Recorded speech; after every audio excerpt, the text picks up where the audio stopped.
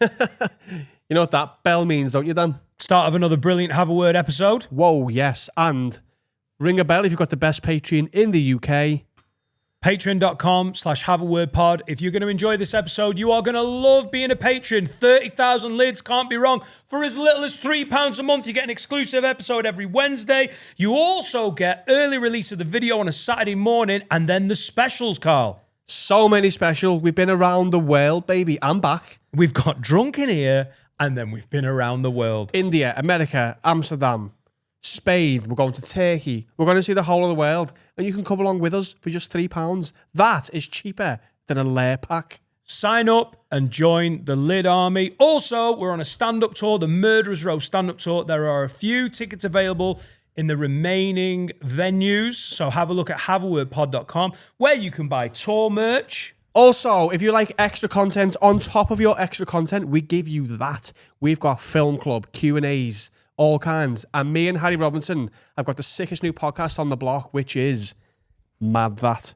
I've got a dance event in April the 20th for Dan's Anthems, dannightingale.com for that. Adam's got some live shows coming up. There's loads of chances to see us, but it all funnels through the Patreon, patreon.com/haveawordpod. This episode, as well as many others like it, is an absolute belter. £3. You look good today. Thank you. I love you. A lot of people say we don't get on an episode, but as soon as we're doing adverts, we're best friends again. Come here, you. Come here. Wag wag leads, you're listening to the funniest podcast in the game. From the heart of Liverpool, with Adam, Dan, Sensei Carl and Finn. This is the one and only Have a Word. Brought to you by Manscaped, the very best products on the market for below-the-waist grooming. Go Ed, get on me. And we are live. Good to be back, boys. I missed one. Well, it was understandable. Someone asked for a private, not a private, because that would have been just for them. But someone asked for a sort of half-hour podcast specifically about your experience of Liverpool winning the title. It's because he was miffed that Johnny Bongo was in. Yeah. And I think there was a lot of people who were happy, a lot of Blues, a lot of non-Liverpool fans who were like, oh, we've really dodged a bullet there. This was on Patreon, by the way. If you're not a patron, obviously go and sign up, patreon.com/haveawordpod. I missed this week's Patreon because a combination of a bastard of a hangover and the fact that my vocal cords... No combo. You've done pods with a bastard of a hangover. Oh, yeah, It was the voice. It was the voice, You've come in still bingoed. Yeah. As have I. I think all of my us. My plan on Saturday night, genuinely, Sunday night, whilst, drinking my... I was going to say troubles away, but there was no troubles. I was like, I'm just going to go into the studio and start drinking again in the morning, and that'll be dead funny. Right. That was my plan. Yeah. Could have been done. I think people would have loved it. Yeah. I don't know if it'd have been a 25-minute episode or 4 hours. But yeah, couldn't speak until about 3 o'clock in the afternoon. Yeah, you voice noted us and it was like... I think a combination of just screaming all day, but also the amount of red flare smoke that I inhaled throughout the day as well. That's an absolute fucking flaresman. Oh, it was such a good day. 70s karaoke. Flares did well, didn't they? How do you feel about the Everton fan who relabeled the blue ones into red? It's really funny, and it's especially funny because there was only about 6 of them. It's clever shithousery. You've got to give him that. It's dead funny. Good shithousery. Yeah, really clever, funny. What was the one that you told me about where anyone was someone actually pissed off with? Redirected a bus to the wrong place? Oh, that's Richard Allison. Oh, yeah. That's the best Champions one. League final. I think that's too country though, because then they missed the so game. what happened was when Liverpool, it was the Spurs one, was it? Madrid, where was it? No, Madrid won a couple of years ago. Obviously, all the flights and stuff were difficult to get, so people were like, how the fuck are we going to get there? It was Paris, wasn't it? And he put a load of coaches on that didn't exist. But all these people went to Rocky, which is a pub on the start of the 62, to get picked up. And Richard Allison was obviously Rich Allison. It wasn't him. But. Right. And it was our loss. No, because a really stupid, annoying woman made a TikTok about it. It was dead funny. Oh, yeah. Is that too far with the banter though? Because then those... That's out of order, yeah. All right, okay, good. I just wanted to know. It is, yeah. A blue flare, when you're like, funny. That's funny. But also, like, there's rumours that it was going to be like 10,000 flares and it was all going to be blue. That would have annoyed me. But that would have annoyed me a bit. But like, there was like 6 all day. Right. I didn't see any of them. Where I was, it was just red. But there's like 6 or 7 pictures of like people who just set one. There's one in the ground, and you had to hide under a chair. Yeah, I saw that. It's the perfect shit, Algie. No one got hurt. No one was really arsed, and it was funny. Yeah. Yeah. Well judged. Did you have a good time? That guy's not getting his own fucking 40-minute. No. But you're here. It was, it's mad because anyone who's not into football thinks that when you talk about stuff like this, that it's like you're being a bit of a fucking melt or whatever. I'm 33 and I've waited my entire life for that day. Because when you won it in COVID... It wasn't like that. No. Do you know what I mean? And when we won it in COVID, it was because City got beat by Chelsea and it was like, should we celebrate then? Have we won? We won it? Hey! It was great. But this was like the amount of times we've lost by a point or a couple of points or whatever, or even in like 2009 when we got really close to United and then we dropped points and they beat us to that. And last year, I suppose, doesn't really count. I read a thing from Neil Atkinson where he's like, I don't include last year because I think last year was building towards this year, and I think he's right. But there's been so many near misses, and then the one that we did win, we couldn't celebrate properly. And Sunday was just... It's like God had gone, right, you know what? We'll just give them it in the exact way they could possibly want it. So we'll do it Sunday, R4 kickoff, which means they can get the ground around lunchtime, get on the ale, Blair and sunshine. Let's have Blair and sunshine from lunchtime till 9 p.m. And we'll have everyone. We'll let Tottenham go 1-0 up just so that they get to celebrate twice. They get to celebrate an equaliser and taking the lead. And then they can just win 5-1. Salah can score the one that really seals it. And we'll roll out the first one just so they get 2 bits of joy in the first goal. It was just absolute. Like... Yeah, it was perfection. AI Liverpool title day. Yeah. And Tottenham played their role really well. They turned up and were just shite. They did a really good job of being Tottenham for the day. All of them. And loads of their fans stayed after the final whistle and was just watching it all. I seen a tweet from them, like one of their like well-followed like Tottenham fans on Twitter, being like, that is the most mental thing I've ever experienced as a football fan. It wasn't even my team. No major animosity between also, we Spurs just beat and Arsenal Liverpool. to the title, so they're made up. About Tottenham right now. They just... No, but I'm just from a Tottenham point of view. There's no... because certain fans, no. I mean, there's Cockneys and Scousers, I suppose, but nobody actually gives a fuck. No. And they're not Cockneys, though. Yeah. Southerners. But it was just a fucking perfect day. So I was in Dublin the 2 nights before doing the Laughter Lounge. And then you came to Liverpool with half of Dublin. Yeah. It felt pretty Irish in Liverpool. Oh, that first... I got on the 6:55 a.m. flight, and it was full of people in Liverpool tops. I only had 3 hours sleep before that full day as well, but that didn't really matter. So 7:55 a.m. flight, got back to Liverpool an hour later, straight to mine, and my plan was like, get back early, have a little 2-hour nap.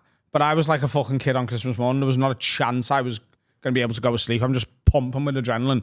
So I got on I got shaved and started getting dressed slowly because in my head, me and Jack were going to meet Alfie and his son, get a taxi and go and meet Josh near the ground for around 12:30. That was the plan. Alfie texted me and was like, I'm going to have to go into town first and drop me luggage at Lime Street Station because me and Donnie, his son, we're getting the very last train home. So we're going to come and do the whole thing, but then we're going to go back to London tonight because he's got school tomorrow. And I was like, sound, makes sense. Go and put your stuff in the luggage storage. So, when you've got too much time to get ready because it's 8 o'clock in the morning and I'm trying to sort of pace out getting ready until lunchtime. Yeah. So I'm going really slow and then I was just like, and Jack was ready as well. And I was like, right, I want a coffee. Tell you what, I went, Jack, do you want a coffee? He was like, no. So I went on Deliveroo and I ordered 2 extra strong Americanos from Cafe Nero to be delivered to my house. And while they were getting delivered, I think they arrived at like 9:30 and I nailed both of them within about 15 minutes because I was like, I just want to be wired for the day. And then Jack was like, should we just have a Cadillac? This is 9:45 in the morning. So I was like, yeah. And then as we sort of got halfway through that, I was like, should we just fucking go? Should we just go and get there? So he showed me his new flat that he's moving to, Jack, when we all move out to the flat. And then we got there and I texted Josh. I was like, I think we're just going to go to the ground. And it was like 11 a.m. So we're like over an hour early. And Josh was like, I'm ready as well. I've been waiting for you. So we all got the ground. We had... just like the duvet taken off, the full Liverpool kit. Like, we had like 30 cans of lager with us, but we were like, we've got to make these last till our 40. So when we got there, it was getting busy, but it was quiet enough that the bars were still like, you could walk in and get served straight away. So I was like, let's keep the cans of lager for now. And I'll just go and get 3 Guinness because we'll keep them. We'll get some ice from the shop, fill the bags with ice, and they'll stay cold. So we did. We had a few pints of Guinness, and then we walked around to where the coach was coming in. The coach was late because it took so long to get through all the people. And yeah, then me and Josh got in the ground at 3 o'clock, an hour and a half before kickoff. I had 2 drinks before the game in the ground, and then at half time. So you're not allowed to take alcohol into the stands. You can drink it in the stand. On the concourse. Yeah, okay. Yeah, but listen to this, right? So at half time we go down, we were drinking Somersby cider because it's just a bit nicer than Carlsberg. You know what I mean? So we had one, and then I went, should we just get another one and just smuggle it upstairs? It's like, if we just put it in our back pocket and put like your t-shirt over it, they're not going to fucking stop us. Josh was like, yeah, let's go and get one. And we walked to the till, and I went to the girl, can I have 2 Somersby ciders, please? And she goes, oh, lads, we're fully out of cider. Everyone's been drinking that. All I've got now is pints. And I went, like being serious, but also, you know, joking. I went, yeah, but they're impossible to smuggle upstairs, girl, aren't they? And she laughed and then went, do you want me to put it in a Coke cup for you? So she just like risked her job because like she was just being sound, and she gave us a pint each in a Coke cup, and we just walked straight upstairs with them. Alex said the cops sold out of alcohol. Like they had no alcohol left. Yeah, there was no bottles. There was just draft in the end. It was just fucking insane. And then afterwards we stayed in the ground for like half an hour. And then Josh was like, my brother's in the Cop End bar. It's opposite the church, which is normally where we'd sort of head towards. And I was like, right, we'll walk to him. But as we were walking past the Sandon to get there, I noticed the Sandon's bar queue was a bit quiet. And I thought, that Cop End bar gets fucking heaving. I went, Josh, come here a sec. I walked in the Sandon, I was like, can I have 4 Guinness, please, love? And I got us 2 each, because I was like, if we can't get served in the Cop End bar, then we've already got a couple of drinks. And as I came out of the Sandon with 4 Guinness, Jack and Alfie and his son were literally like crossing our path because we'd told them where we were going. So we all just had one of them each. Then we went in, the off license ran out of alcohol. So the fella did a Costco run and came back with more to refill his own off license. And so then we got a load of them. I worked out by time, because then after all of that, Alfie and his son had to go home. Me, Jack, and Josh, and Josh's brother and Josh's brother's mates, we went to Pogues, which was on fire. But I worked out yesterday with Jack that by the time we left Anfield to go to Pogues, we'd all had 19 drinks. I'd be in the bin. And here's the thing. We probably had another 8 in Pogues, maybe. Jesus Christ. But then, at like midnight-ish, I just went, it's time. It's time to go home. But I didn't realise what time it was. So I went to the Botan, got myself burger and chips and chicken nuggets. And because I was going home and I knew my missus was in, and she always, if I'm on my way, I hadn't told her I was coming home yet because she'd text me at like an hour before saying she was going to bed. If I'm on my way home, she goes, get me a garlic bread with cheese. So I'm trying to get like boyfriend points, and I went, garlic bread with cheese, please, mate. So I turn up at the house. I've already ate all of my food in the taxi. It's all gone. And I turn up, and she'd had to leave a key out for me because I didn't take mine with me, which was a good call. I had my wallet, and I took a disposable camera, and I was like, I don't want anything else. So I was like, you can just leave me a key out. And as I put the key in, she was just in the hallway, awake. And it turns out the car alarm going off on Egbert Road had just like woke her up. It's a loud alarm, now. Getting all the way tired. So as I come in, she went, are you all right? And I went, yeah, I'm actually all right. And she went, what's going on? And I went, what do you mean, what's going on? She went, you can speak. And I went, yeah, I actually feel all right. And I went, here's the garlic bread you asked for. And she went, I didn't ask you for garlic bread. And I went, oh, well, I don't know what's going on here. Because I'd forgot the thought I'd had in the kebab shop, like, I'll just take one home.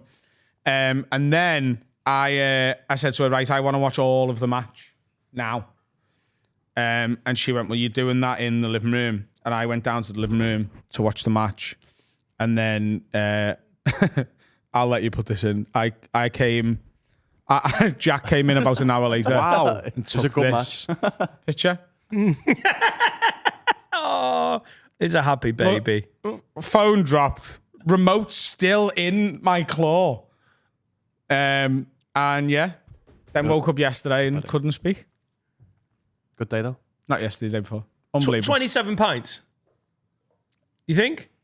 Well, What is keeping you up there? The Is that cans of just- lager we had were Oh, 330s. 27 drinks. Just 27 drinks. Just being held up by joy, essentially. I reckon those 2 coffees I had did a bit of the heavy There you go, lifting. guys. That's over the space of like 14 hours, though, isn't it? Yeah. Yeah. It's 2 an hour Yeah. for the day. Sensible drinking. Yeah, You're right, Drive Finn. home. Just need 4 Americanos. Just get a fucking transit Like, van. I do think genuinely that when it comes to drinking like that, I do think I'm just built different to most people. So what happens when you go into Lost Toddler drunk? That happens when I have an et. Right. When I have an et properly and I mix me drinks and I'm having spirits and wine, like at Carl's wedding, on the wedding day, I barely ate anything because I didn't like the main course because I don't think it was very good. And earlier in the day, after the wedding, when they put that initial spread on, we were doing photos and I was like trying to sort of make sure they're all right and keeping an eye on things and whatever. So, and also going, I've got to do a speech in a bit. Constant excitement. So I didn't eat at all. We'd been drinking since the morning. And then when we were sat round the dinner table watching the speeches in between courses, one of Serica's hens, Jazz, was sat next to me. And every time I finished the drink, she just goes, "You want some more?" She found it funny to get me pissed. She's the one who gave me the big shot of Jack.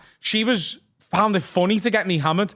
So I was being fed red wine, white wine, champagne, Aperol Spritz, and Jack. That's when that happens. If I just stay on beer or like big drinks, like beer, cider, Guinness, whatever for the day, I can just fucking put me shit away, and it's class. But also, I'm out with Jack Finnegan and Josh, who can also do the exact same thing. Heavyweights. It's a heavyweight title I've never fight. seen Jack drunk. I have. Jack was more drunk than me on Sunday. He smoked a lot of Flair as well. That'll keep you going. Yeah. I've seen the video. But yeah, when people like, because every time I tell a story like this, I think some people think I'm full of shit. Do you know what I mean? No. But for someone to do that, they do normally need a bit of help from the old devil's sugarcane. Devil's sugarcane. That's what they call it, isn't it? Oh, I know it well. Who calls it that? No one in history. But like, I just don't need it. I can just keep going. Cocaine. You mean Yeah. cocaine, Yeah. Well, what does it feel? Tell me, this will be the last of it. You've won Champions Leagues in the last 20 years. Does that feel, that's obviously fucking amazing. What is it about the league that feels so much more special? So there's a few things. There's a combination of things. First of all, we've been so close so many times and not got it. And we feel like we've deserved it. Like when you get 97 points and don't win it, that's really difficult to fucking... It is. It's objectively funny, isn't it? It's really, really hard to take that as a fan. On top of that, we've never... Did they get 98? Yeah. All right. Yeah. Fucking And then the year after, we got... the year after we won it, but the year after that, They or get the, 100. 2 years after that. we got 92 and they got 93. We've lost it by a point twice with over 90 points ourselves. And also, you've got a history of winning league and the 70s and 80s. But I've never seen any of that. Yeah. Born 92. So we've never seen it. It's the one we've always wanted. And here's the thing. In my opinion, the European Cup is still the slightly bigger trophy. But the way football fans see football now is there's the big two and the other two in England. There's the Champions League and the league, and there's the two domestic cups. And most people would put the FA Cup slightly above the Carabao Cup. Feels like it. But they're the same to me. They genuinely are just the same. You're at Wembley, you're celebrating something. Yeah, they're the same to me. And the league and the Champions League are the same to a lot of people as well. And some people would say the league is bigger because it's your bread and butter and, whatever. And some people say the European Cup for me is the biggest trophy. Every single team in Europe wants it. And only one team in Europe gets it every year. There's, 20 leagues in Europe. So there's 20 league titles every year. There's one European Cup. What I would say about that, though, the best team in the league wins the league. Every single year. The best team in the league wins the league. It's not always the best team in Europe. Real Madrid have won the Champions League, finishing 5th that year in La Liga. Yeah. Like, it's not always the best team in Europe that wins the European Cup because it's knockouts and anyone can lose a game and a stadium can... Like, Liverpool were not the best team in Europe in 2005. They weren't the best team in any round they played in, really. We just won on sheer willpower and, like, Rafa Benitez selling our soul to the Devils that we didn't win anything for the next 15 years. It was... But when you win, like, as much as Arsenal fans, and I don't mean actual Arsenal fans, I mean the fucking little Twitter gimps and the TikTok gimps, there's a lot of fans of other clubs who would want to try and take away from this, be like, oh, the refs have helped them. If you've watched any Liverpool game, you would know we get zero help from referees. I want them all. I don't mean this, but dead. They're fucking horrendous. Cancelled. Christ. Now we're not playing the referee's Christmas dinner. Brilliant. And then there's other people who are like, oh, they've been lucky with injuries. We absolutely haven't been lucky with injuries. So many of our major players have been missing for so many games. But there's the actual truth is, whoever wins the league, you can never actually take away, especially when you dance to it by fucking 15 points or whatever we're going to win it by. Like, we're the best team in the country. That's a fact. And I'm quite comfortable with the fact that my football support in life will never be better than Sunday was. It's peaked, and I'm fine with it. Would it not be beaten by the way City did it to Hughes that was 2 years ago when... With a bit of jeopardy. Like, they were 2-0 down, won a 3-2 last game. I mean, that's going to feel amazing. Surely that beats it, though. So the moment, the release of winning it, yeah. The day, no. Like, I woke up Sunday morning in Dublin and knew that I was going to Anfield, we were going to win the league, and it was a party from 6 a.m. for me. I woke up like singing, listening to nothing but Liverpool songs in my ears, the planes singing. Like, everyone's in Liverpool top. We get back, I'm getting ready. I know we're going to... Tottenham go 1-0 up, and I burst out laughing. Because I was like, it just doesn't matter. We're going to absolutely batter them. It was just a procession. It was a party. And that day... It's also our first one. So the next one, if we won it on the last day of the season with the last minute goal, the moment will be unbelievable. That moment. The day won't be... It can't be topped. It can't be. And I'm fine with it. And I'm absolutely in the majority of Liverpool fans who, based on everything I've seen. It's been doing some good boozing recently, haven't we? Considering you had like 3 or 4 weeks off boozing, we are in a booze run. Another weekend as well coming this up. year has been... Oh, will you help me out with my kids this weekend? I'm really... What to do with them? Can you just entertain them? Can I? I just want to be able to drink, and I'm going into this wedding with... It's Will Hutchby's wedding this weekend on Anglesey. The weather looks amazing. Is it on Anglesey? Yeah. Is it a peninsula? Yeah. Is it? Yeah. What? Is it a peninsula? Yeah. Yeah. You got to go over a bridge. It's the island of Anglesey. Oh, is it an island? Yeah. So like the Whittle's on the Whittle because it's a peninsula. Oh, right. Well, I think we're getting in the weeds here a little bit. You can say in as well. You're going to be on the island of Anglesey. I think you can say on Anglesey, can't you? Where are you? I'm on Anglesey. What would you say, Ian? All right, Carl. Okay. It was Adam who said that. We don't live on Britain, do we? Cool. We're going to be in Anglesey. But I love boozy weddings, and Will's such a good boozer. Yeah. And I've been on the stag do. I know a lot of the characters. All of us lot are coming. Fionn, super sound. It's one of them marriages where you're like, these two are great. This is going to be good. And then my fucking kids are there. And I'm so happy for them because Etta is the most excited I've ever seen any kid about anything. Like, she's getting close to Adam on Sunday. I think this is her league title. She's bringing the flares. She's bringing flares. She's going to have 2 Americanos, bag of shite, and then she's just straight on the big drinks. You know? Ribena, milk, fruit shoot. But in my head, I'm like, am I going to be able to fully enjoy this, knowing that my 2 offspring are just fucking flying around? It's a very interesting opinion on children at weddings. It separates a lot of people. Yeah. I lean on one side Some people lean on the other. Well, we've leaned so far that we haven't got childcare options. They're there. Can everyone just make sure my kids don't fall off Anglesey? Is Jack allowed to be here yet? Yeah, of course. Yeah. I mean, he's just turned If you 4. see me and Adam, he's got to be ready for primary school. If you see me and Adam in the corner with Jack, no, you didn't. That's what I'm saying. That sounds. That's really, that's really not how parenting works. We're probably gambling, shooting some dice, you know. Oh, we could. A couple of cigars. We should absolutely teach him to play Jingles. Yeah. Yeah. I'm just gonna call it pigeon then. Is it pigeon as well, or is that a different thing? Is it pitching? Maybe. Yeah, but I think that got bastardized to pigeon. Yeah, I call it jingles, mate. It's on pigeon. Is that throwing dice against the wall? No, coins. So, yeah, me and you, everyone's got a pound. Closest to the wall wins all the pounds. But if I hit your pound, I win that one immediately. You are going to love gambling with Jack because last time I tried to give him some money, I gave him a tenner and he asked for £1 because it was shiny. I think you're going to quite enjoy gambling with him. He's not particularly money driven. He's like a fucking magpie. Is he coming in a little suit? He's coming in a little suit. Is he? He's got a granddad collar because I don't think he'll. That's well cute. Yeah, What's a granddad collar? It's like buttoned up, but then just like a t-shirt collar. You know what I mean? There's no collar on it. Yeah.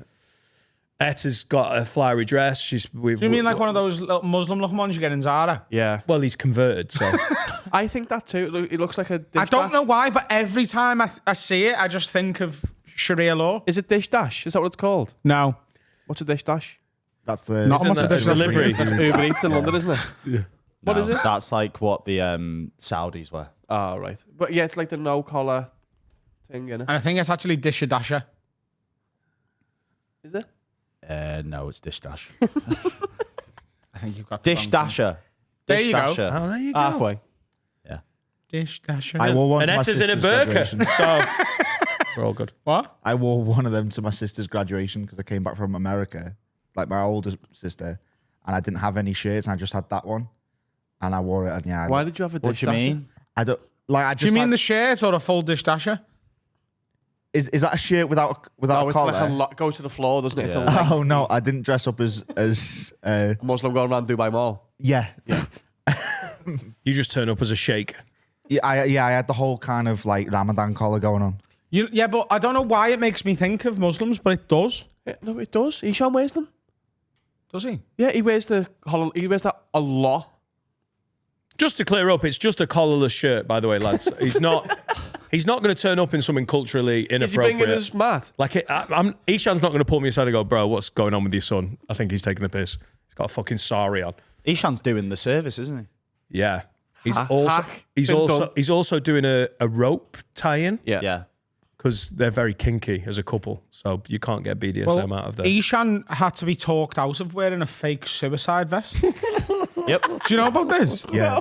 Yeah. So he wants to wear that happened at your wedding. He wanted to wear a suicide vest under his suit, and at the end of like marrying them, take it off as like a joke. And Will had to be like, "There's people in my family He won't get it.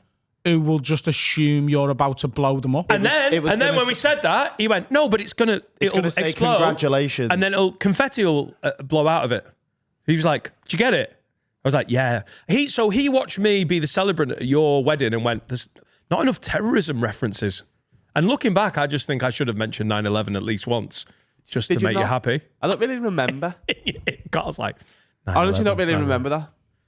I remember crying, making her cry.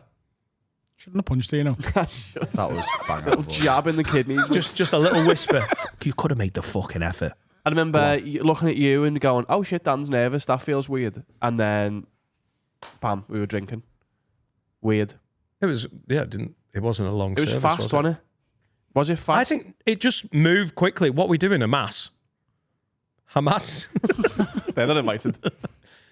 Just moved at a nice pace. Yeah. I think that worked well. I'm missing Liverpool's title parade for my brother's wedding, and I'm really considering Is he a swapping red? that around. He's getting married on a Monday. No, so the wedding's on the Sunday, but there's no flights back on the Monday. Where's the wedding? Lisbon. It's a gay bar. Why has he done that? Because he booked it 18 months You ago. wouldn't know, would you?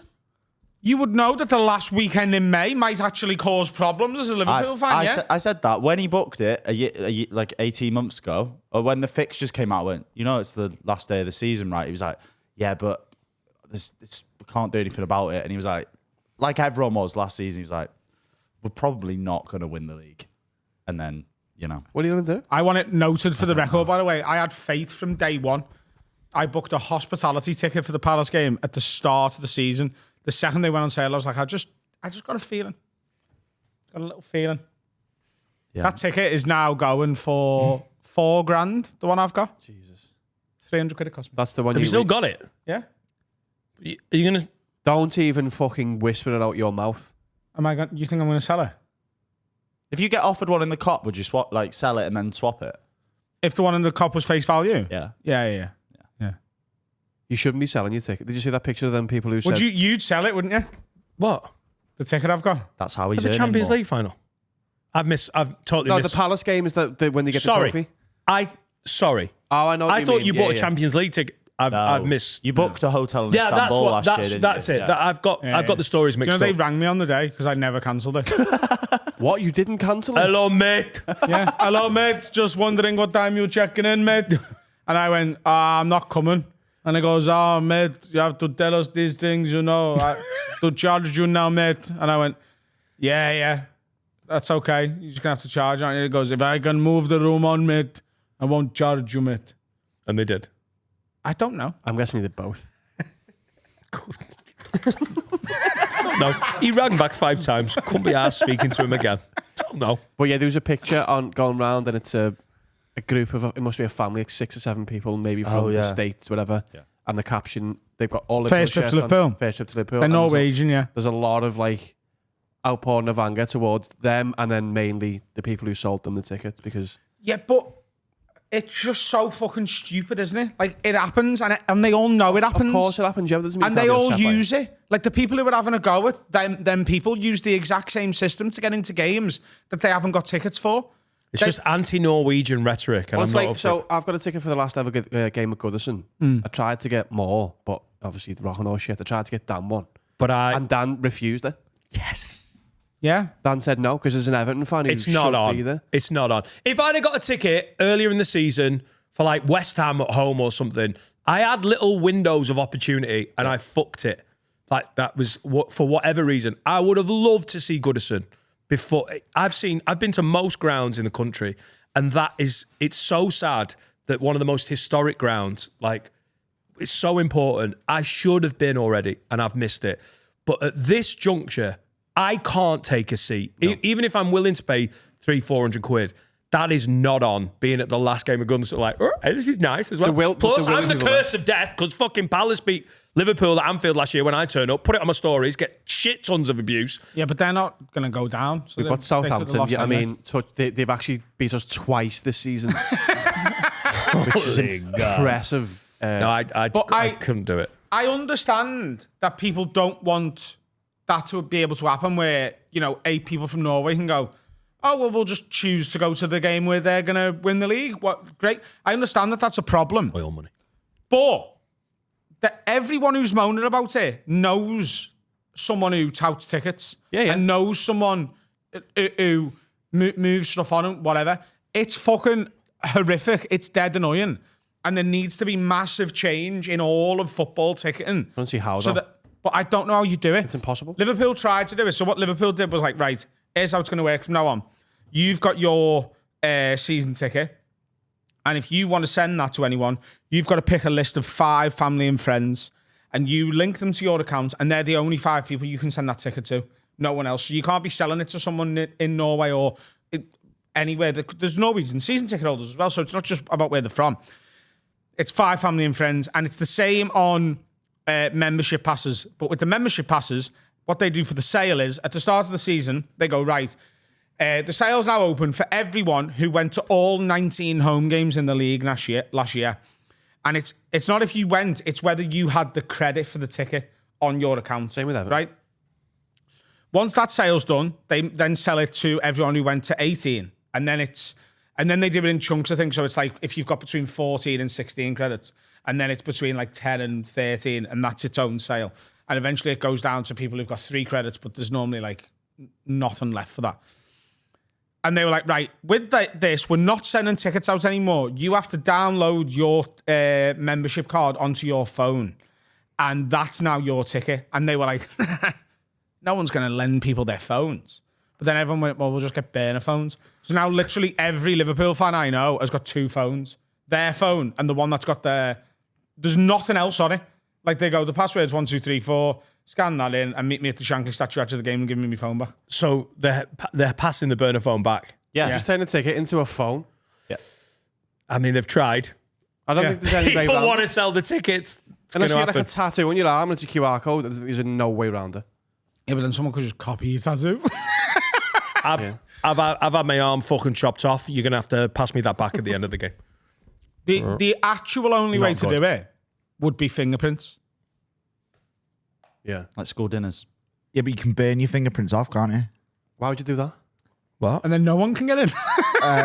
If you burn your fingerprints off, if you get pineapple juice, you can burn all your fingerprints off, and then that's No, true. but why? What? Nobody Yeah, benefits. you do that, and then you do the fingerprint scan, and then it's like, if you want to use my ticket, Burn your burn your fingerprints off. That's a Wigan issue. Yeah. Wigan ticket is like, where? That could work, actually. You could have 10 fingerprints. stadiums as well, to be fair. And Exactly. you know, buy into it. Buy up your pineapple juice. Is that a thing? That is it. I'm pretty sure that's the thing. Or they could do the bone one that they had at Area 51 that they denied for decades. Oh, yeah, it reads like the bones in your hands. Do you know about that one? What? Bob Lazar. Bob Lazar, mate. Bob Lazar? He know- sounds like a bad guy from a kid's TV show. He's a Pokemon. He's a Pokemon. Oh, right. Do Okay. you not know about Bob Lazar? Bob Lazar, the whistleblower from Area 51. Yeah. So he worked at Area 51 fixing spaceships from aliens. Right. And now he's got a season ticket at Wigan. That was his job. Alien spaceship. And then he was like, this is mad, this. I'm going to tell the world my story. And he came out and was like, hey, I've seen aliens and built spaceships and that. And there was so much stuff that he claimed that like was ridiculed at the time that has since been proven to be true. One of which was an element that wasn't on our periodic table, It isn't on Earth. You can't find it on Earth. but it is on our periodic table now. Yeah. Element 115. So it was Element 150. Yeah, you can't find it, or you couldn't find it on Earth, but now you can. Kryptonite, basically. Yeah. and the other thing he said, there was a scanner that you put your hand on, and it was like one up from fingerprints, where it measured the density and length of the bones in your hand, which is unique to every human, more unique than even fingerprints are. And everyone was like, oh, the shite that. And then it came out that the element 115 is a thing and the bone thing is real. And back then, they denied that he'd ever worked there. They denied he'd ever worked there. It was like he never worked there. And he claimed he was in New Mexico when he was scouted at the university. That university that he worked for, because they were obviously pressured by Area 51, well, like, he never attended here. He was never a professor here. He was never anything to do with us. But there's newspaper cuttings where he's like being interviewed on behalf of the university. Like, Disgusting. he was proper ridiculed And then called crazy. and called crazy. That's the next one, isn't it? Nah, he's mental. And then like 20 years later, it's like, hey, listen, everything Bob Lazar said was fucking true. And he's got a massive willy. And he kept that to himself as well. And they're using it for season tickets. But I was thinking Bellem reader. Bone scanner, yeah. Boner scanner. No, women. How's women getting? Yeah, Keeps the women you out. can't do it with your knob though, because my knob's different on different days. What if I'm having a bad cock day and don't get into the game? Yeah. It's the worst day of my life. that. Middle of Bad winter. cock day and I'm not getting in. A January game, I can't even get it in the fucking computer. It won't reach the scanner. It registers with a woman. So chilly. That's just a big clip, that love. Listen, we're trying to fix the system. We've got a couple of... You know, no idea is a bad idea. Yeah. If that was the thing, right, and they were like, right, we're going to knob scan you. You're getting knob scanned. This is how we do our You'd have to ID. shave your pubes, Harry. We're going to do our ID check here. Like, would you want it scanned on a good cock day Yeah. or on your average cock day? I always... Oh, would you not go erect? So you have to wank on you in the You line? gotta get hard in the queue. But I love football. I think you've got to go on your average, because like if you turn up on a cold day and your cock's small, it'll scan as like an under 15s ticket or something, won't it? Oh, yeah. Under 12s Like ticket. you Oh, this is listen- a kid's ticket, this. Got a tiny cock. Yeah. There is no good day. No, there is. Is there? There's better than bad days for you. For me. Yeah. There's There's basically erect. I've seen your willy as well, and you exaggerate how Stop small talking it about is. how many times you see my willy. When did you see it? You dipped it into a haunted lake. You didn't see my willy. You saw my undercarriage. And I've got a very good gooch. Where do you think I was? In the river? Moto. I should call my full bollocks like Oh, a you couple of did. weeks back. Not on. What? I'd accidentally, but You did what? I showed Carl my like the entirety of my bollocks. Yeah. It's a sackable offence, that. You can't be showing any Sackable. members of your genitalia. It was show. It was put. Well, I was getting changed, but I had like tight. No, you keps. didn't. You had undies on that you shouldn't They even didn't own really anymore. fit, but they were Christmas presents, so I felt guilty not wearing them. They don't know. And when I lifted my leg up, they dropped down like a speed bag. Oh, you were playing cock or bollock? No, Yeah, I well- wasn't playing anything. He was just getting abused. Yeah, and they fully dropped out. It was when I was putting leather pants on to jump off that Dangly, you ladder. bollocks. You're like 21, aren't you? They were dangly. Yeah, like, do you know what? Right, combined. Like, I also showed everyone my pubes yesterday by accident. That combined with the pubes, like I've got, it's like Can you it's even like see your 90s Dustin cock? Hoffman. Like his cock or like his face? Just the vibe. Harry, have we got a Manscaped outfit going into there? It should be now. Yeah. Can you shave your pubes? On advert. No. No. As in, like, no. we're going to use you as a test guinea pig because you're a man. Yeah. A grown adult who's never shaved his pubes. I don't think he's got the dexterity I to tell you- shave his own pubes. You That know? cock must stink, mate. No, it's fresh. No, it isn't fresh at all. I shampoo it. Fucking herbal We all essences. shampoo it? Yeah, I was. I guess if he's got an afro, that it does make sense. Yeah. Don't shampoo Do you it. condition your There's pubes? a little cone at the top of it. That's where I gather the lather for the shower gel. Yeah. Lather. Do you know what I mean? Put it on your skin, you can't really lather it up. If you started in You the lather mums- on your cock and then put it on your face? No, you put it in there, and that's how you lather your bollocks up. Think how much fucking head and shoulders I can fit here, mate. Separate face wash. No, as but well. do you use like I don't use it anywhere shower else. gel or shampoo? On my bollocks? Yeah. Shower gel? Yeah, he uses shampoo. Oh, I use the one that's like 7-in-1, like fucking dogs, Oh, fleas, and toothpaste and shampoo. And You need to- I just put it all there, rub it around my body, get my car, 7-in-1, and have dog my time. fleas and Here's toothpaste. a question. Do you do your back and your ass? As in your ass cheeks? I don't. No, they just stop. I don't. Maybe the arse. It depends. It depends if I'm like, God, my arse is a bit bad today. I'll do the arse. Backwise, like I don't have the. I've got like the. Do you use your dexterity of an old hands? man. Do I use hands? Do you use your hands or do you use like a loofah or like a man washer thing? Hands, but I don't have like because if I had a loofah, I'd have to. It'd be a traveling loofah. I'd have to take the loofah Yeah, everywhere. that's what you do. You put it in your So- wash bag. Nothing sexy. Or I'd have to buy 2 loofahs, so I just have no loofahs. Oh, the away day loofah. You put it in your wash bag. I don't have a wash bag. I In a just wash like, bag? no, you but I nearly think- I became do a what- man last year and then you stopped. No, I still feel like a man. You're not. What? You don't shave your pubes What or are you have a doing wash. when you're going You away? can't drive. There's total. I just buy. What do you put all your wash stuff? I'm Where's buying your you a fucking toothbrush? wash Where bag. do you put your toothbrush when you're on the road? I It is either pubes. buy a new toothbrush Harry. And put that where? in my bag, but then my bag now smells of toothpaste because like there's residual. Or I'll get in after. What is going on? I'll get We're in going to have a day, Harry Day, where we just turn you into a man. Or I'll get in after a night out and I'll be like, fuck, I forgot my toothbrush again. And normally I'll have some toothpaste or whatever in my bag. Why are you taking Don't, toothbrush on a night out? don't, And I- don't and I you do dare. that. You're You're disgusting, disgusting. Well, because otherwise then I've No, got you have cauliflower breath. spares in the drawer. You have spares in the drawer. Well, if that's you- if I'm in a hotel or something. So sorry. What do you do? Say that again. Say if I'm in a hotel, Yeah. being on, or especially if it's like a lock-in, and Yeah. I've got not brought me fucking like toothbrush, and I'll get in. I'll probably will have because I've got about 7 tubes of toothpaste in my bag because I keep on buying new ones.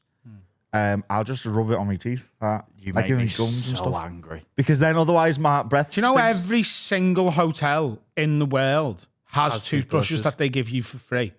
No. Yeah, if Not you the ring ones down I and go, stay "Hey, at. can I get out a No, toothbrush, a lot of the ones Yeah, you stay. not the, yeah. not the ones I stay at. No. Yeah, they do. They call it a dental kit because do you know how many people do what you're doing and it costs them next to nothing? Don't want to finger their own teeth. I bought like good Sensodyne toothpaste yesterday as well. It was quite like if I knew there was a dental kit. Why do you need Sensodyne? I don't know. I just because I'm using shit toothpaste and I'm like, I think it's because you're brushing your teeth with your fingers. My teeth are getting quite sensitive. yeah, no, yeah, probably. yeah. It's not. I've also not been the dentist since 2019 because of COVID. Yeah, We haven't got COVID anymore. Would you rather have had his teeth or his car? My teeth are great. I've never had a cavity. You I'm don't a college know. dog as well. I don't know You've if they're not been great. to the I've been checked for 6 years. As of 2019, they were great. You're putting shame to that t-shirt, Harry. I've not ironed it either. I've never ironed as well. There's also that. No way. You've never ironed anything. Can we have No. a day where we just make Harry into an adult? Yeah, I've never. I really hope Ellie gets a grip of you. You know, when you progress and you move in together, by the way, and this is what women do as well, like they wait until they've got you in their fucking, like a spider. Like it's like they're not even looking at you. They're like, oh, it doesn't matter. As soon as you're in the web, mate, that's when they come over and they're like, we're going to fix you. No, but and that's going to be a good Jesus. thing. In the sorted this web. bit out pretty quick. Yeah, Like, you know what? she went for that. What's going on? She sorted his head out rapid. Yeah. I was really, and she was like, get some baggy jeans. But then, like, yeah, at the wedding, she ironed my wedding outfit, and I played Uno by myself. Sat the couch. You can never let her go. You know. By the way, the amount you are of so lucky. men in their 20s or like maybe younger than you watching this going, I do all that. These are all wrong. I don't think the brushing the teeth with the fingers. No, I reckon there's a lot of lads watching this on TikTok now going, yeah, I'm a scruff. Here's the thing.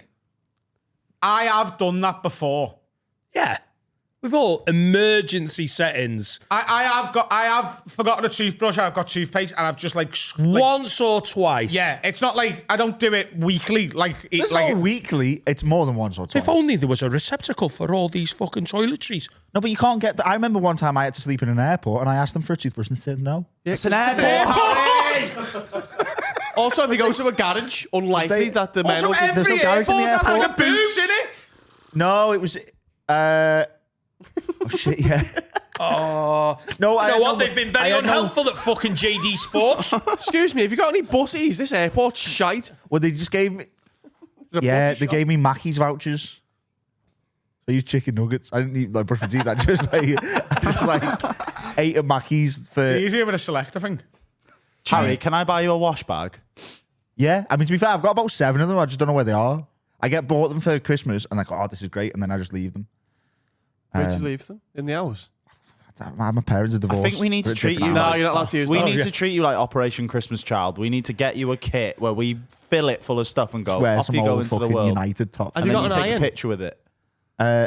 Like, does my household have an iron? Yeah, do you have an iron? to Yeah, hand? like my dad irons and stuff, and my mum irons. Do they iron Separate your houses. Do they iron your clothes? No, if I ever need anything like decreasing, I just stick it in the shower. It's called ironing.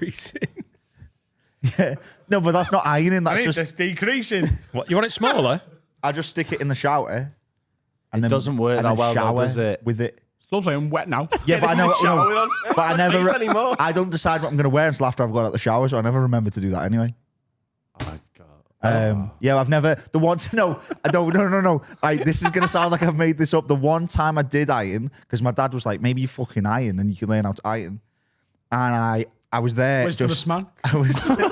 Wisdom, not wise. Wisdom. I was there on the landing, and I was rubbing What? the iron. Why are you ironing on the landing? On the floor?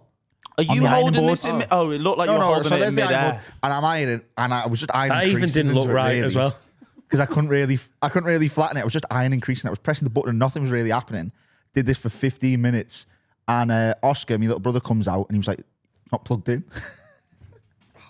I just rubbed a bit of metal on my top and ironed creases into it for 15 You minutes. didn't iron anything into it because it wasn't an iron. Yeah, but I flattened the creases into it with a metal like thing, and it wasn't plugged in. Oh, Harold.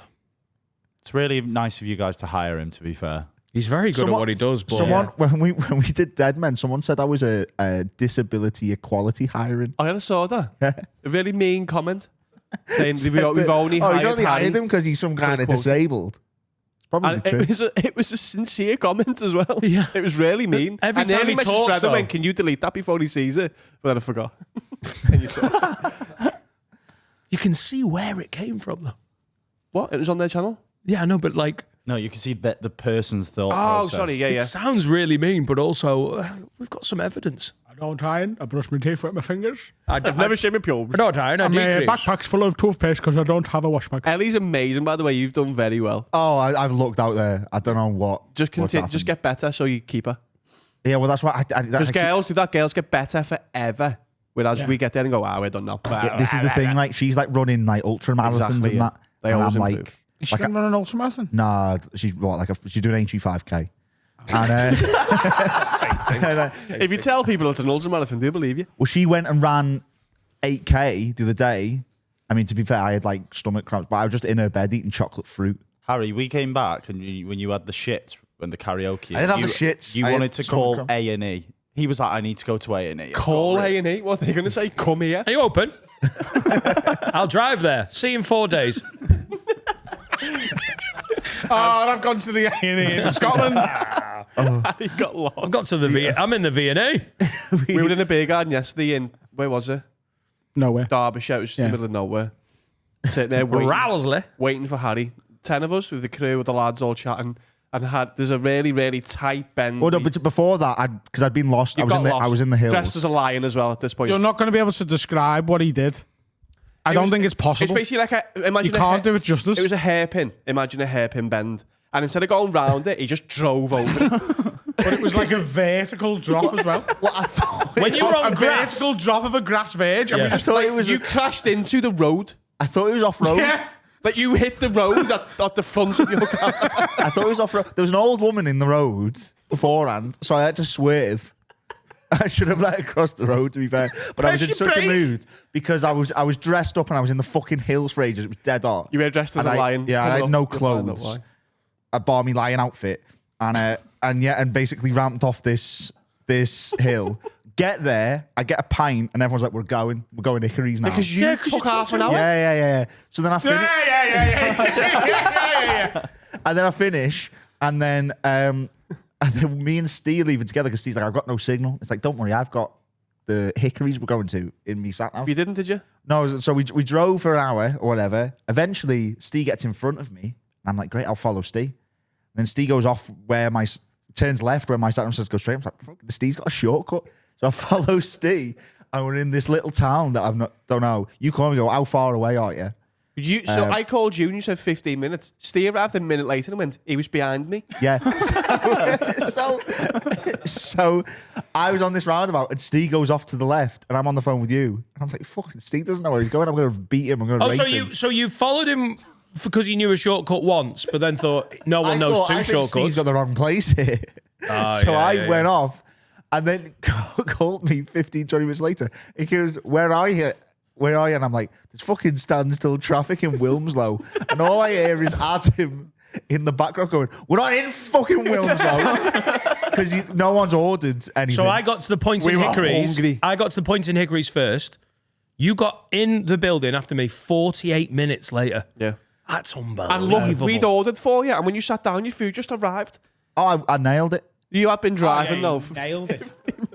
I did like Top Gear level like length of driving Like, yesterday. I genuinely worry about you driving. And you beat the traffic in the morning. Yeah, didn't tell you? everyone what time you set off for a 10 a.m. call time, and now we're an Finn, afternoon. you are not No, in any position to take the piss I- out of this because you were an hour and a half late. Yeah. I left at 20 to 8, You which should was have left when he left. which was the time that the sat nav said to leave. So to get there at 2:45. I wanted to get there for 9 because I'm also producing. So I'm like I've show a good example, get there and meet. So you with left- the So you fella. should have left at 7:30. I may have left at 6:15. 5:45. But I did beat the traffic. Yeah, no. So I was talking because my dad was like, traffic's going to be murder. Like when you get to 45. the worst thing is as well, like, so my mum lives in Wigan, my dad lives in Burscough. Flex. Wigan is. You could have left when you got there. Well, I'd been driving for. My dad came into my room and said, "Why have you come here?" He's like, "You're going to Derbyshire tomorrow, aren't you?" I was like, "Yeah." I was like, "You could have just been in Wigan, and that's like 30 minutes closer and right next to the motorway." And I was like, well, "I didn't know that. Like, it could have been anywhere." Do you know what I mean? After driving for 30 minutes, I went past my house. At what? At 6:15 in the morning. Oh, darling. So I could have set off at 6:15 and got there on time. No, 2 hours early. Yeah, I was there an hour early, and nowhere was open. Yeah, it won't be, will it? I No, just had to because it sit- was still the night before. Or I had to sit in a car park in Bakewell. We're going to make you a human. In the next year, there's going to be a special call. I don't want to lose all the magic, though. Oh, yeah. Yeah, well, I don't Like the way Dan did, the way robot. Adam dressed Dan, because he thinks that's how adults dress. We're going to make you an adult. I call bullshit on that. It's not how adults dress. It's how I think Dan should dress. You haven't done it anymore. He's It's doing all the colours fallen though. away, It's the hasn't same colours. You what? I haven't kept up with the outfit from Dan Day. He took his Adam pants Day, to the sorry. tailors. Asshole to the jewellers. I'm gay now. Oh, did you get your pants tailored? The jeans? Yeah.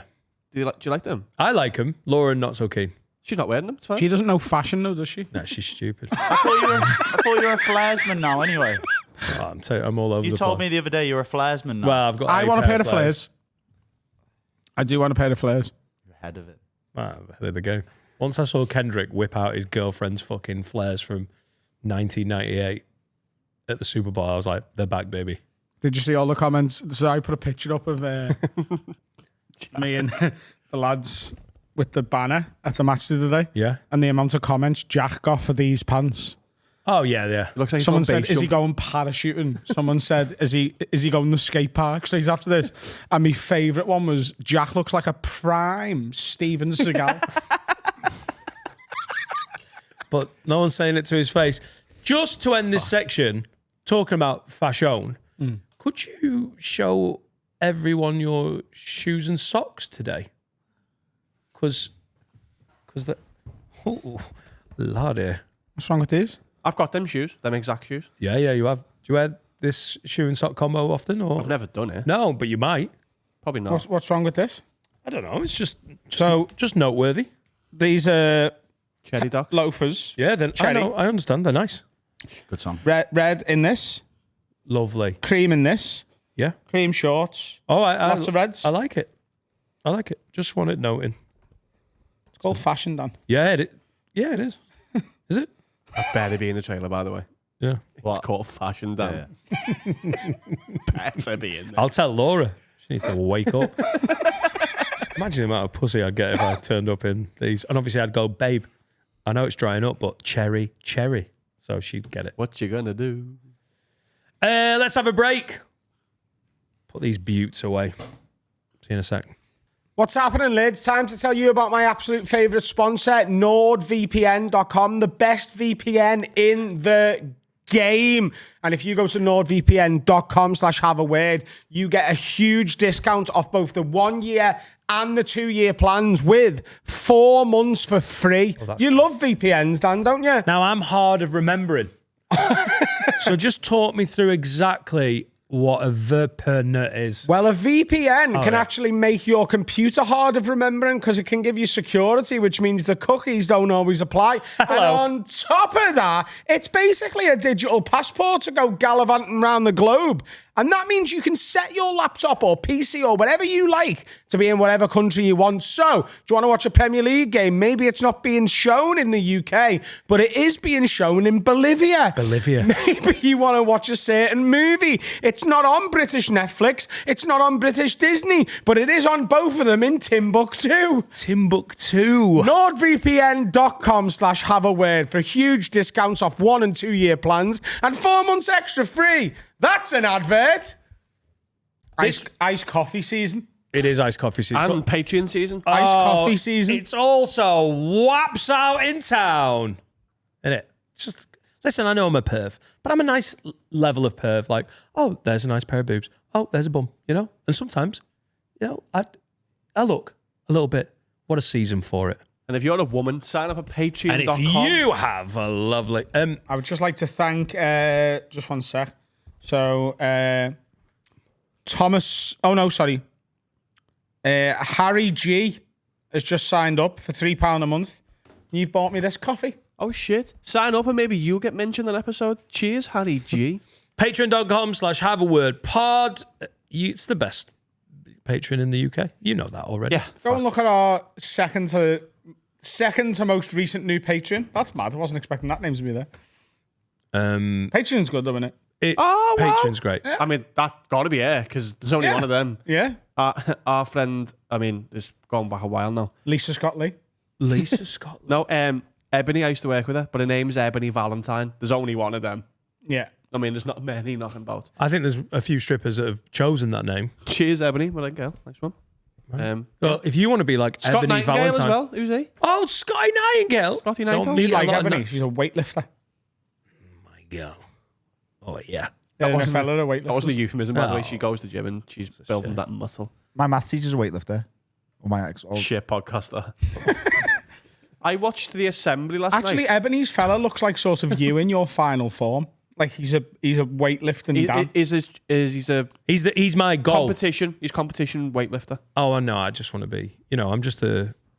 I just Do they wanna- paint themselves in like You're dog just a shite? gainsman. I don't want to go full fucking...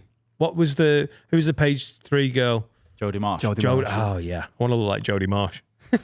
She was like one of my sexual awakenings there. Yeah.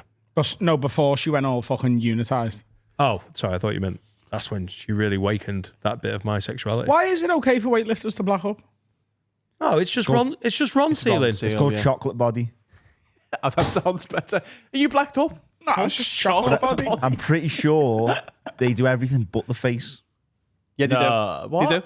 Yeah, No, they they do. don't. They goat? do the face. Who's the goat? The fellow who keeps winning it, and he's They do the face as well. Thing bum. What's he called? I mean, the With ballsy ones tash. do the face. Yeah. A lot of them just do like To do up to them. here. And Is then- that the look? I this is a sensitive subject, and I know a lot of black people they care a lot about blackface. Is it just the face that's the problem? Is that why it's called blackface? Is They're black not- body just they're not fine? blacking up. it's not black arms, is it? They're just fake tanning to the extreme. It's not like But every that's, girl who fake. that's another thing now. Why Ariana is fake Grande? tanning not It's blacking up? blackfishing. Yeah. Yeah. Why did Ariana Grande get away with it for so long? People thought she was a different race until he realised that she was painting it. Yeah. Right, yeah. It's blackface adjacent, but it's not like Laura. Jason? Blackface Jason. Blackface Jason, you know. Like Laura's Don't gonna say it. Laura's gonna fake tan for the wedding. Are you accusing my wife of blacking up? I She is faked though, tan. isn't she? I faked tan for my wedding. I just think about that. Racist. Yeah. You could have Like just gone in really, the sun really for- minimally. Like it doesn't. You I couldn't could really tell. Minimally. Everyone could tell. The Jamaican accent you were doing it now. Like Peter Andre. Welcome to the wedding. I'm going marry this bitch. That was me vows. I also got a bit of concealer under my eyes because I looked tired that day because I was tired. You been watching anything good recently, Carl? Are we there yet? Yeah. I watched the assembly last night. Anyone watched it? Yeah. Been to a few. So it's basically a chat show. Not chat, it's like an interview, innit? They get a celebrity on, and then it's a room full of neurodivergent people and disabled people, learning difficulties, and they all essentially interview them one by one. But they ask the most blunt, straightforward questions ever, because obviously, their man makes different. They don't give a fuck. They're just going to ask. Do you like John Cena? One of the girls, so Michael Sheen was the one I Fourth watched. one in a row asked that. They were like, We're gonna have to move on from that question. One of the questions was, how tall are you? It's a great question. One of the girls went, how does it feel having a partner? who were they interviewing? Michael Sheen. How does it feel having a partner only 5 years older than your daughter? And he was like, oh shit, and then answered it really eloquently and well. What did he say? He was like, I just prefer a tighter pussy. you've seen it? He went, I just prefer a tighter pussy. The youth have them. I don't want these baggy pussies from these geriatric bitches. I want a tighter pussy. Who's He been was doing the interviewed? accent. Michael was Sheen. James He L. was Jones. doing that. James Earl Jones from Real. But, so one of the questions was, how tall are you?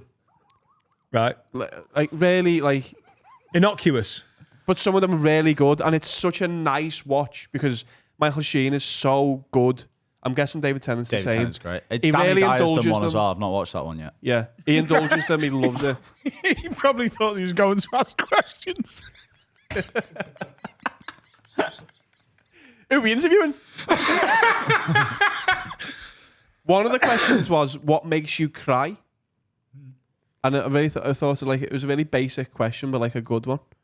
So I thought when I heard it, maybe I'd ask you. Maybe it's not a right question, but what makes you cry? Because I'm not a big crier. I mean, But if there's Adam some- laughs enough, those eyes leak pretty hard. Does that count? No. I cry more from joy. Genuinely. I cry more from good stuff. That is beautiful. Yeah. Yeah. Yeah, but it is, but I do think it's repressive. I do think that's because I don't know how to deal. Like, I deal with bad stuff, by just covering it with good stuff. Yeah, same. Yeah, a lot of people do. Did you cry in therapy? Because you did it a lot for like a year. Once. And it was to do with the relationship, not to do with like Past trauma. Yeah, it was a relationship from the past.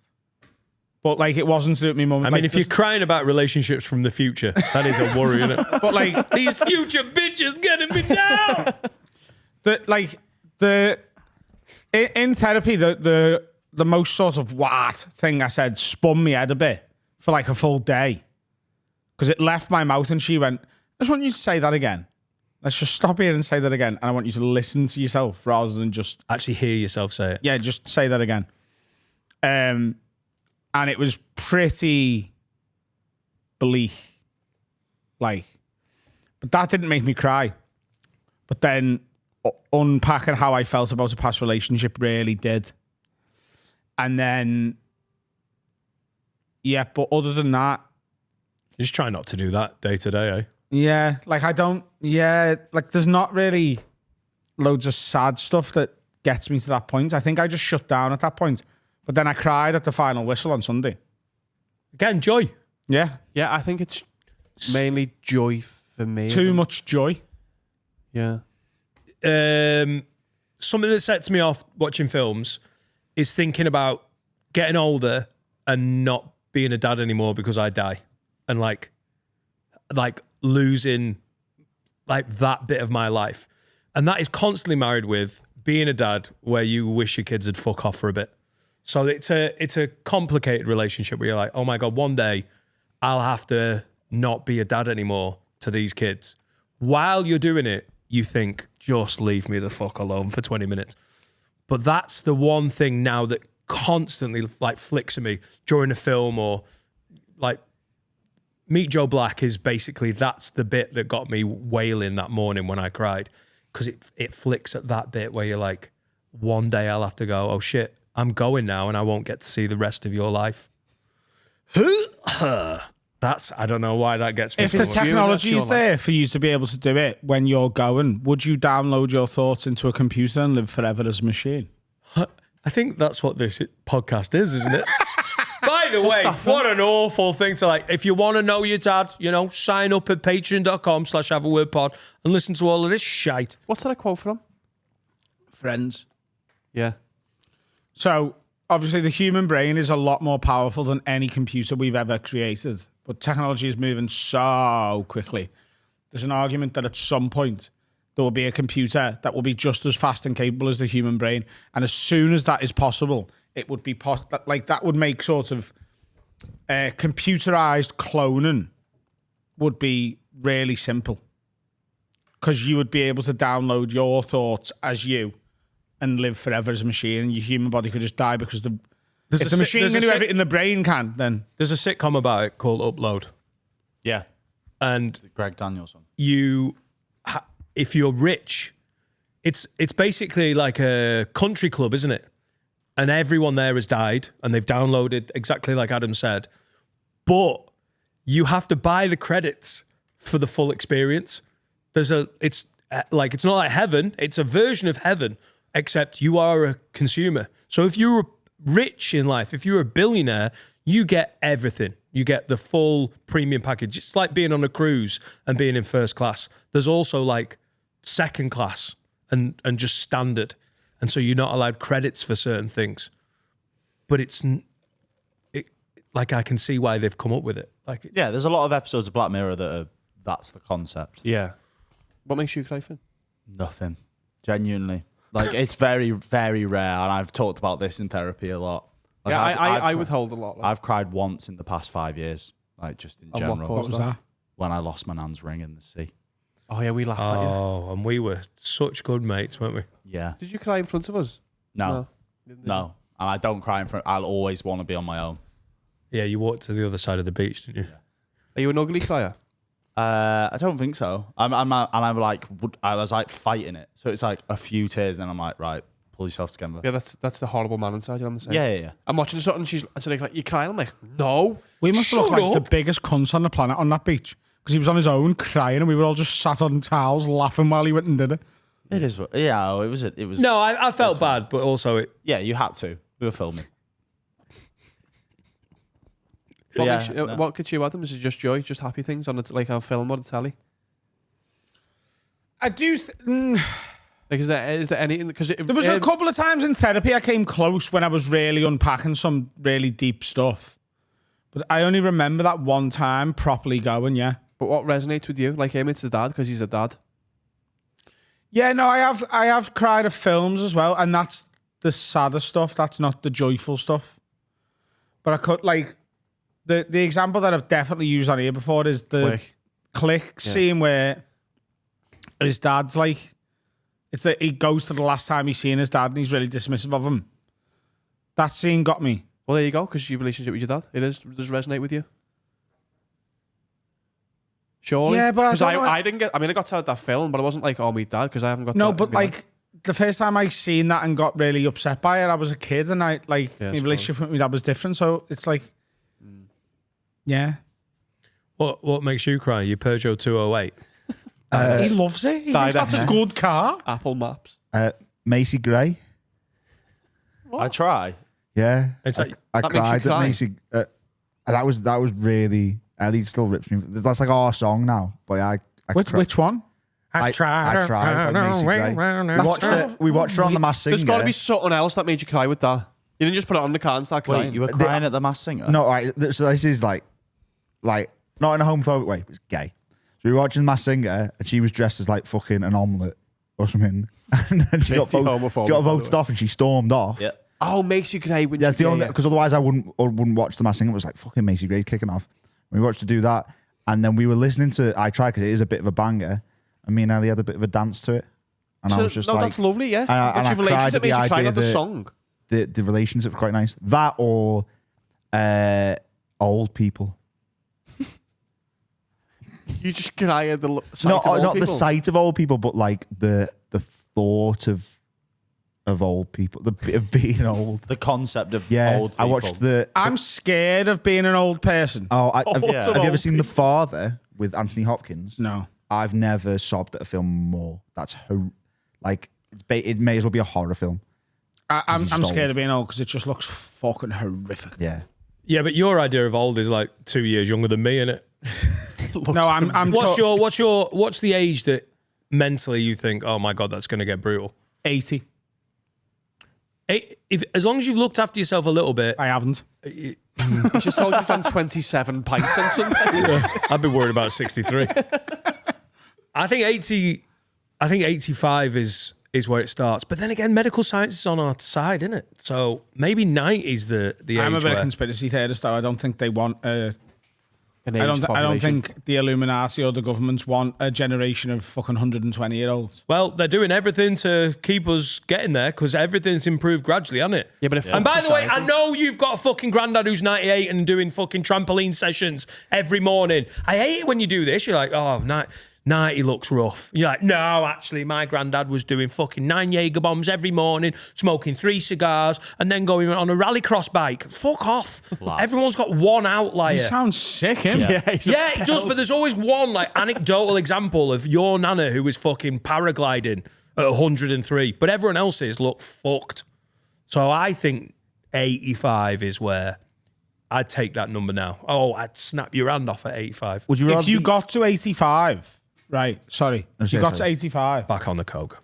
and a fella was like, right, hey, next year, you're going to go off a cliff edge, like 6 months' time. Yeah. It's going to get really bad, really, really bad. Like the worst you've seen of an old person is going to be your life. But there's a gun with a bullet in. Blow your head off if you want. No, Do you reckon you'd do it? I'd kill him. Talking shite, you. I want to watch some of these shows. I wonder what our shows will be, by the way. Still friends. So this, I have to use it now, otherwise he takes it away. Yeah, Right. sure. I can't take it and be like, I'll keep this for the cliff. No. Right. So it could be like in a couple of days, but like it's going to be an immediate fucking, it's a cliff. You're gone. Your mind's going to be mush. You're not going to know anyone. You're not going to know what a gun is to even use it. Yeah. But one bullet, there you go. Also, I'm made of bulletproof stuff, so you can't shoot me. Who doesn't blow their own head off at that point? So many people. Your People who life want is an about to open become casket. unbearable, or you can end it now. Also, who is this guy as well? My that definitely inclination knows- would be that. I know I invented this, but I'd be like, who are you? You've just turned up here at the old people's home, covered in bulletproof stuff. With a gun. With a gun. Got AR. It's going to get shite. It sounds like he's going to make it shite. And ruin your life. Like Yeah, I'd take it. Can I have a couple more bullets? I'm sure there's some sort of like caregiver that I want to take out with me. Go in style. Yeah, I'd take it. Would you take it? If you said at 85, my life's about to become unbearable, yeah. Yeah, but I think you might be the paragliding one. I think you're like... He doesn't paraglide now. I know, but because he's storing up the fun. Like, it's old 27 drinks Mackenzie over here. Carl's like, no, I don't really bother. Watch Carl hit 80. He'll be on the fucking shite. I mean, why not? You get to that age, get on the bug, and it's easy. But I think you've stored up some of the health. Yeah, I try to stay healthy. I mean, I eat badly. That's probably my vice. Not that badly. I don't think you're healthy at all. Last 6 months, you've lost a bit of weight and ate a bit healthier for your wedding. I think he means, not using substances regularly like you all do. He's pretty healthy, Adam. Like, he doesn't drink loads. He exercises. He's only exercised really the last few months. Yeah, for the wedding. He doesn't exercise. I've been going to the gym for 18 months. He went rock climbing once, ice skating twice. I've got a PT that I go and see once a week at least. Do you know what, like, wouldn't surprise me? If I died at 40. No. Here's a gun. It's going to go off a fucking cliff. Look at the state of Dan. If it just turned out this entire time, you were just like doing ket in the house with your bird. I'd just like to stay in a KO. Just me and me bird. No, but Me like, dog and a fucking dragon. that would just make sense, wouldn't it? Wouldn't that make sense? Because he doesn't actually make sense. We got a Wagamama last night. That was sick. On ket? Not last night, the night before. Wagamama. Yeah, eating ramen on ket, that's got to be a fucking challenge, that. The Wagamama and finished the city as ours. Oh, it's disgusting. I don't even know how you fucking stand up. Why? He's pretty healthy. I mean, you love projecting this stuff. You're like, you're my best friend. You're just as fucked as me. No. Yeah, you not, do. No, not at all. You That's not what I'm love doing. it. What I'm saying is, just because he's different to me doesn't mean he's better than me. That's exactly what Go. No, you're quite healthy. No, he's not. Say it about me. I mean, I'm healthy I in think you're terms of I healthy don't enough. do All he drugs. does is sit down. That's so healthy. That's got to be good prep for fucking still walking at 90. You're using your legs less. Do you think you've got a finite amount of steps in your body? Yeah, like pigeons. Honestly, all these people like ultramarathons are really good for you. I think you're putting too many motorway miles on the fucking engine. Pigeons have got finite amount of wing flaps. That's why they walk. Otherwise, they fly all the time. That's why they get them ripped off. Daniel Kitson, innit? Yeah, it is, yeah. Break time, lunchtime, bye-bye. Well, that was existential, wasn't it? What's happening, lads? Time to tell you about my absolute favourite sponsor. It's Saily, S-A-I-L-Y. And if you go to saily.com/haveaword and use the promo code haveaword, you'll get your 15% discount off your first purchase. What is Saily, Dan?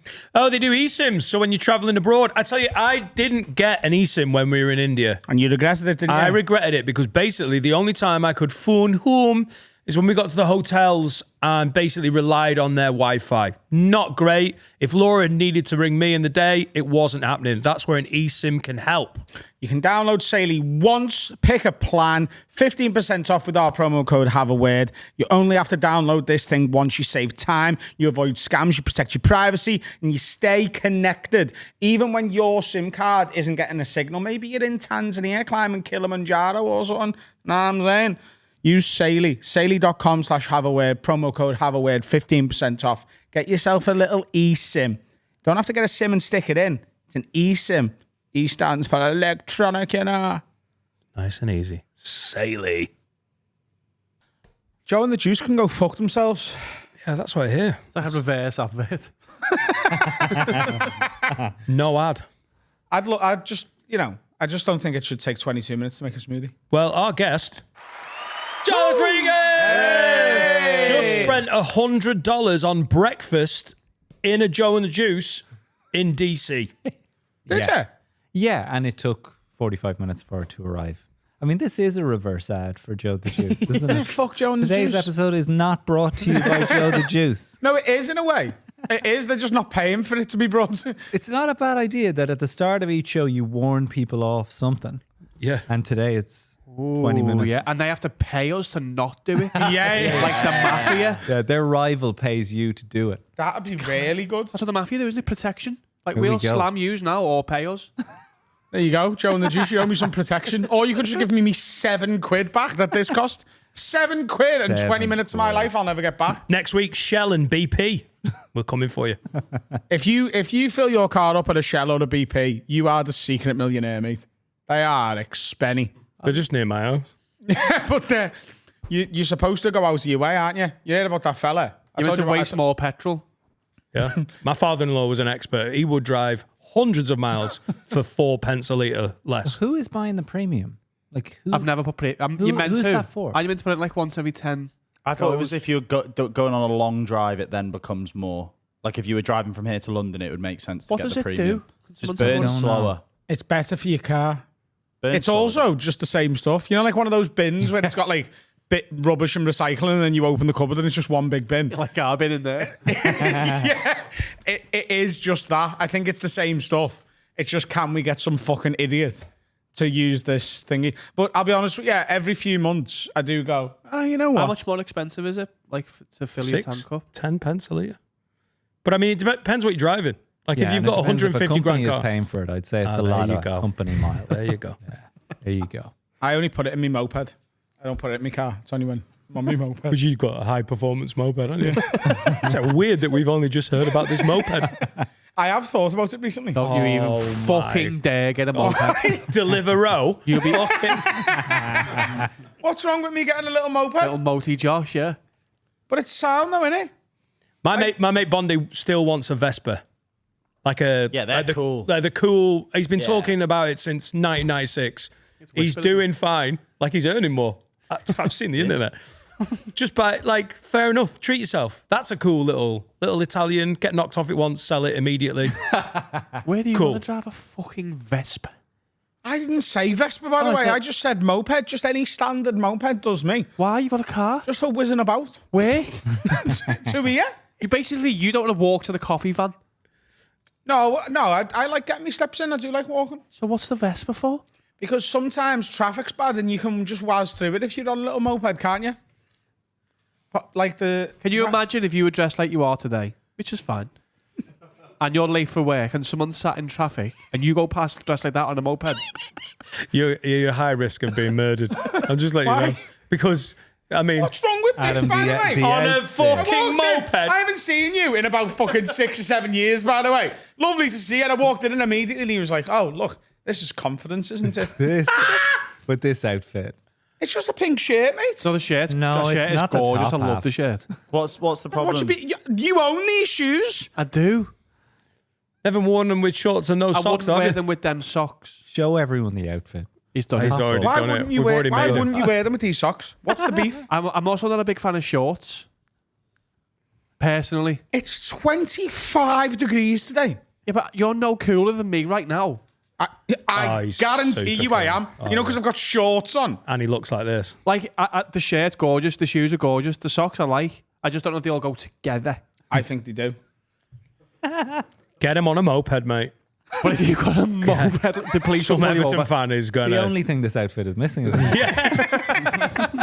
you not just are you not just sat in traffic sometimes thinking I'd love to be able to be whizzing through this right now? Yeah.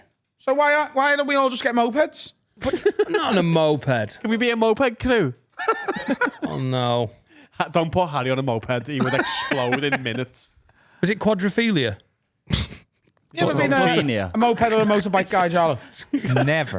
Never. Sexually assaulted quad bikes.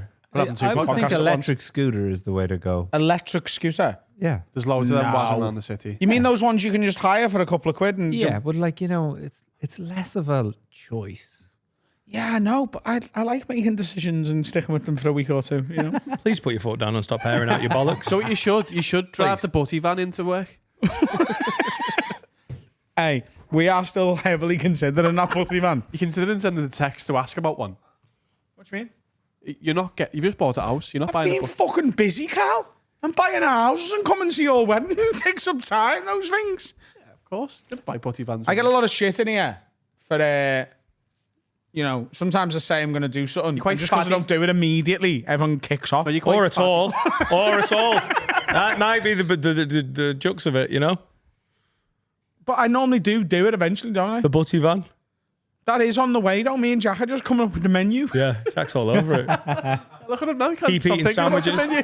So you just float ideas here. Yeah, Yeah. it's an idea. I'll be honest, if he didn't, we'd have so much less podcast. So we're all a dick about it, but I love it. It's a great little trope. I'm a big fan. But then to go, I do all of these things mainly, the moped How's butty. the journaling going? What? Still journaling? You love getting on that one, don't My you? journal's with me. I know it is with you. Is it written in? When? Every day like you said you would? I haven't written it today yet. Yesterday? No. I'm This really- month. I only write in it on... Tuesdays. Tuesday the 4th, I'll write it. I only write in it on weekdays that we're not recording Patreon specials. Can you read out a page from it? I'd love them to. It's not that kind of journal. It's more of a to-do list to make sure I'm getting shit done. Like, for example, I knew I only had one thing to do today. New apart from- socks. Sorry. Buy a moped. My plan for today, I've got the deed to my mortgage and it needs signing and posting. So while you were all off gallivanting at lunch, That's not a journal. That's a to-do list. That's what you just said. what do you think the journal was? I'm not writing it every day going, oh, I had a lovely butty. I'm not doing that. That's what the van. journaling is. No, it isn't. That's a type of journal. I'm just writing stuff I need to make sure I don't forget. Yeah, I would be with you there. That's not journaling. No. Yeah. My wife I'm a writes bit of a journalist. No, mate. I well, write here's stuff the my thing. wife writes a journal every time she goes shopping. So do you think? She's really good at it. Yeah, do you think the diary of Anne Frank is just lists of shit that she needs to get done were she not in this situation? Get out of this bloody house. Buy a Stop moped. tap dancing. When you got the shoes, it's such a temptation. It's amazing. Here's the thing. I know I'm not journaling, but it still is a journal.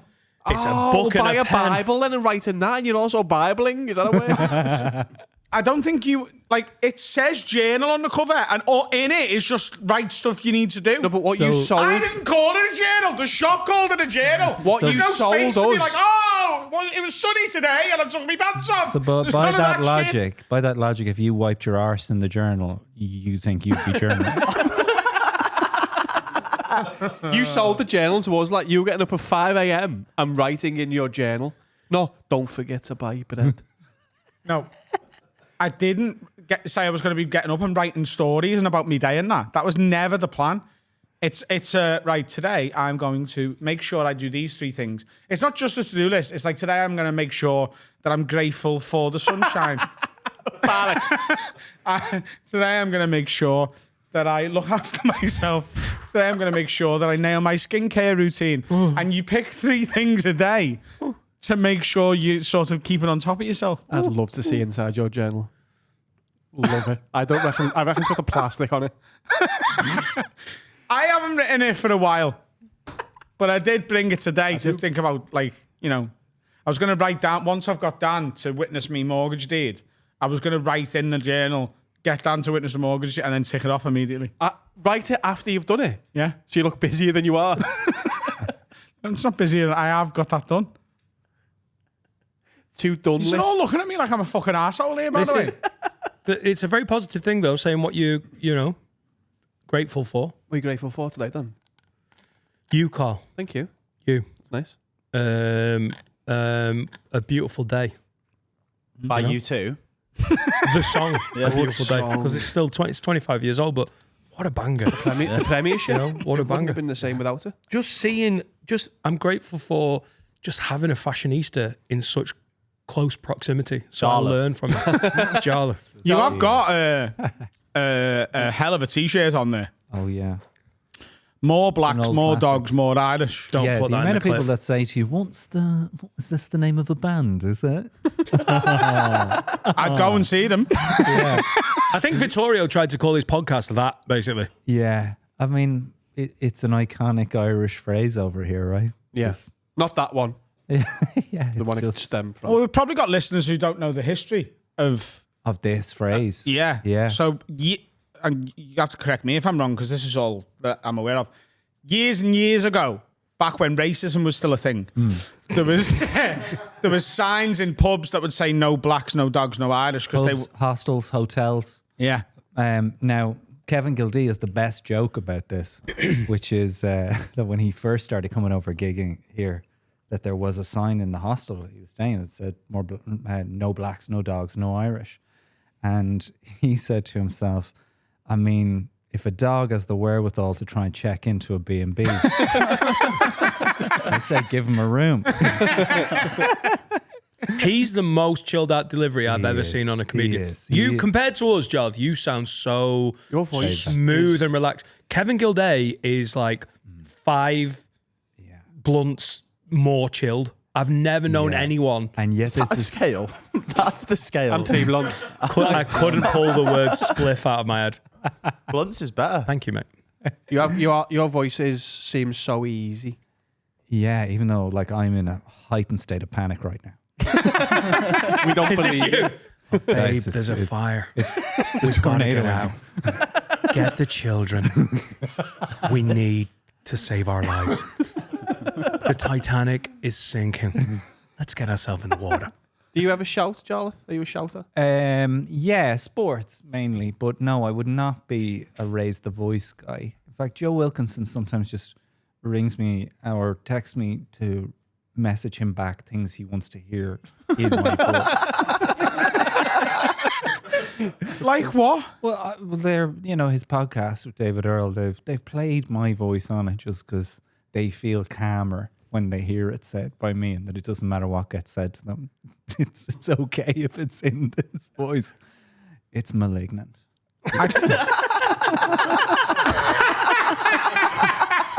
It's so nice to listen to, though. I think maybe I could do with a few voice notes off you just so that I could play in like the Joe and the Juice situation when I'm in the 22nd minute of waiting for the smoothie. Yeah. Remember to journal about this version. I'm going to get the journal in the break, by the way, because I'm right. It is, not all journals are like diary entries. That's what you're getting confused with. Well, not especially if Wasn't you don't called use Anne them like Frank's that. journal, was it? Wasn't, no. It was Anne Frank's diary, wasn't it? Because that's a diary. A journal is make sure you wipe your ass today, Adam. Tick. Is that after you've wiped your ass? Or that you've remembered to That's write a psychological thing, Carl. There's a lot of schools of psychology that believe writing a to-do list and starting with 3 or 4 things that you've already done because you tick them off immediately. Oh, yeah, the tap-ins at the start of a list. Yeah. Always take those. Yeah. Remember to wipe your ass? I did remember to wipe my ass. I haven't done it yet, but I've remembered. Breathe in and out. Tick, tick, in and out. It's the sort of like the make your bed school of thoughts, isn't it? You make your bed in the morning, you feel like you've got your day off to a flyer. Already done something, got it done. Do you remember that from like 2001 when you last did it? I make my bed every day. I love that initial laugh of that. Fuck you. I make my bed every day. Someone makes my bed every day. Brother, there you His go. bed gets made every day. Yeah. But if she doesn't do it, I'll do it. She. What? That's not true. What do you mean? It can't be true. If you came home later and your partner hadn't made the bed, would you make the bed? Yeah. For the audio listeners, wink. No, I would, but I'd have already made it before I left. Of course. She would Alex would never ever not make the bed. Yeah. Seneka's the same. But like, I get shouted at when I don't make the bed. if she goes to work before me, and I have a sleeper in, then yeah, I make the bed. I just sleep in a separate room and then you get your own fucking bedroom and she just ignores it. It's great. I'm like a Move big out. teenage boy. Get a new house. Get a new wife. I don't need to make anything. Break up. It's so much easier than making the bed. Just break up. I do think You're out that's of why it. a lot of men end up getting divorced, Because they can't be asked making the bed. because they can't be asked just being told they've got stuff to do. Yeah. I get I that. do genuinely think, Yeah. like, I do But think so much of it is. Carl's been married a week and he's like, Yeah. The old ball and chain. Go on, Jarlath, sorry. But like, so how much of, arguments and relationships are down to just do it. Just do it. You know what she wants you to do.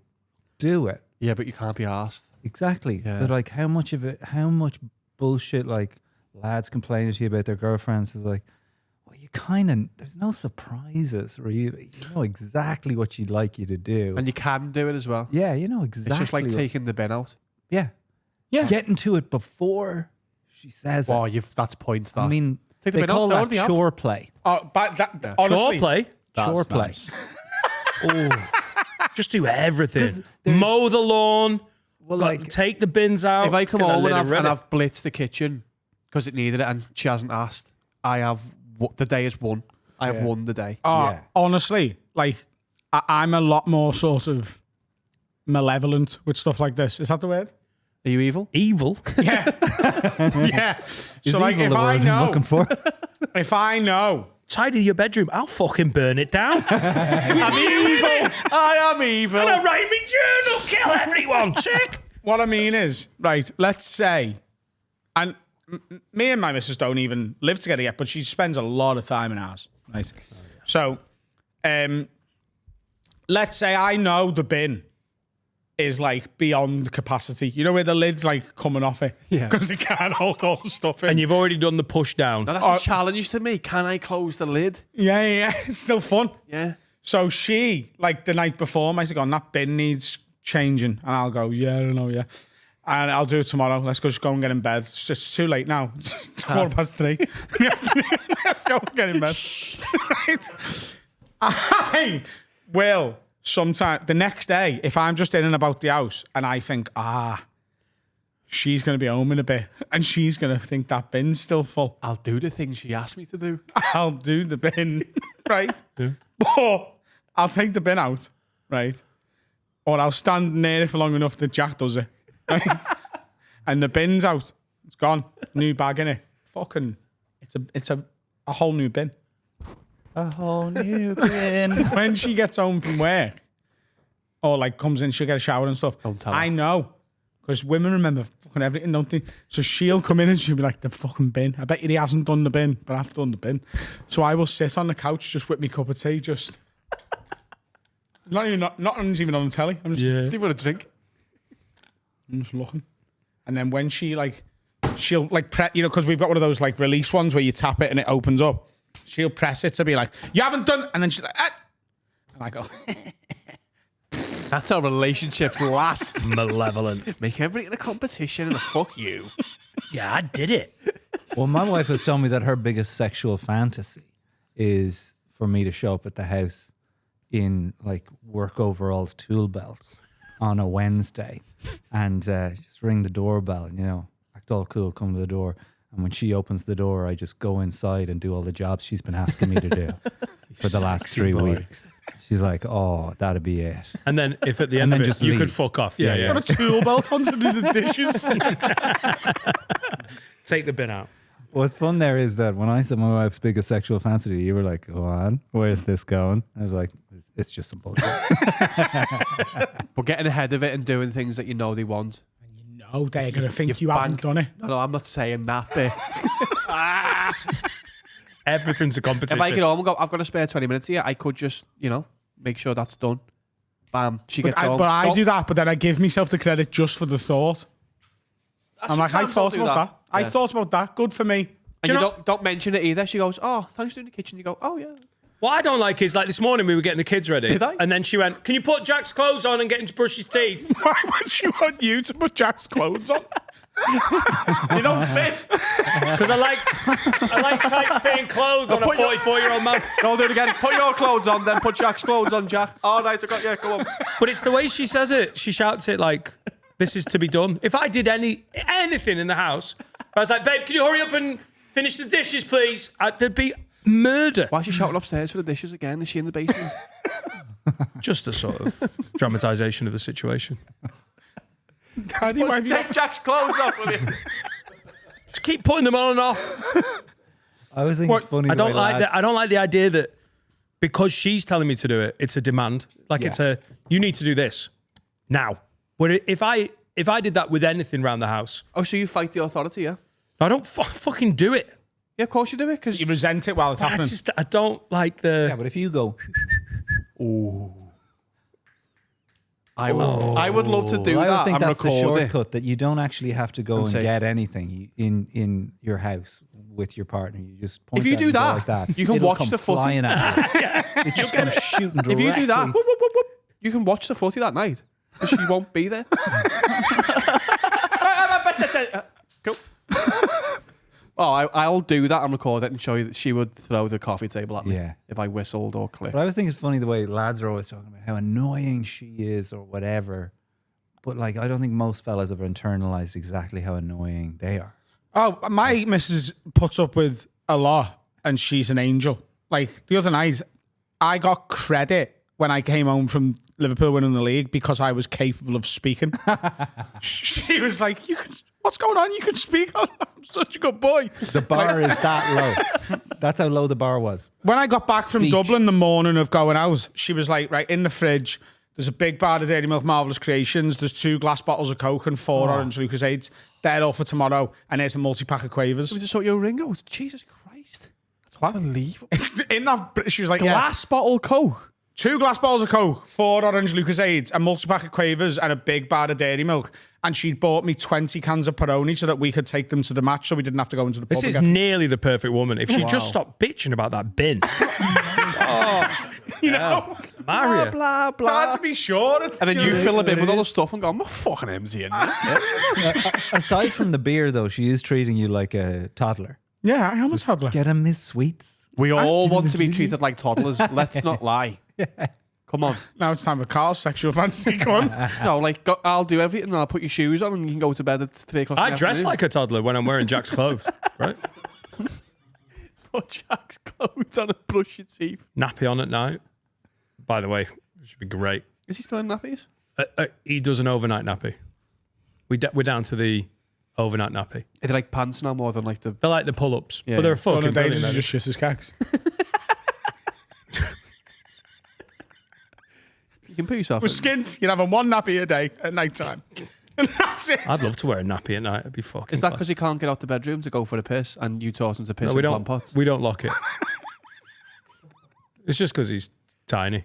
No, but I'm saying if Well, he'll just wet the bed. if he Carl. wakes up at 3 a.m, he's like, checking in for the piss here, mate. Would he get out of bed and go to the toilet, or would he just go, Oh, he piss everywhere. oh, would he? Yeah, I think on purpose. Have you got kids, Jarlath? Yeah. Do they still piss the bed? I hope not. How old are they? He's 14. He's still in that nappy though. Just a sensible parenting. I do a parenting podcast with my wife called Honey, You're Ruining the Kid. And this, what you're describing there, is the number one email, is around toilet training and kids just being really willful about it and just being like, fuck that, I'm pissing in the bed. Isn't that more boys than girls? Yeah. And boys worse. 100%. Yeah. But my wife has worked with kids with severe behaviors for 20 years. So she has all these, she just has really clear lines on this. That she said, you have to take all the nappies in the house to a bin with your kid, put them all in, and your kid to go, right, that's that those days are over. You have to be there together going through this, where he's like, bye nappies. And then she can do it 48 hours. Right. That's her skill. She's like, Who's this? Black Ops. She'll go in and toilet train kids in 48 hours. Holy shit. 48 hours? Yeah. But it's done. And she's never failed. Is she a scary woman? We're going to the bin. I definitely wouldn't say she's scary, but she has a way of talking to kids that, like, sometimes we'll be in a restaurant and a kid is acting up and she just does this look to the kid, that kind of, you remember when teachers would look at you like, Yeah. and we're you just not like, fucking with "Oh, you." Are you talking about your missus here? yeah. Why did you drift off there?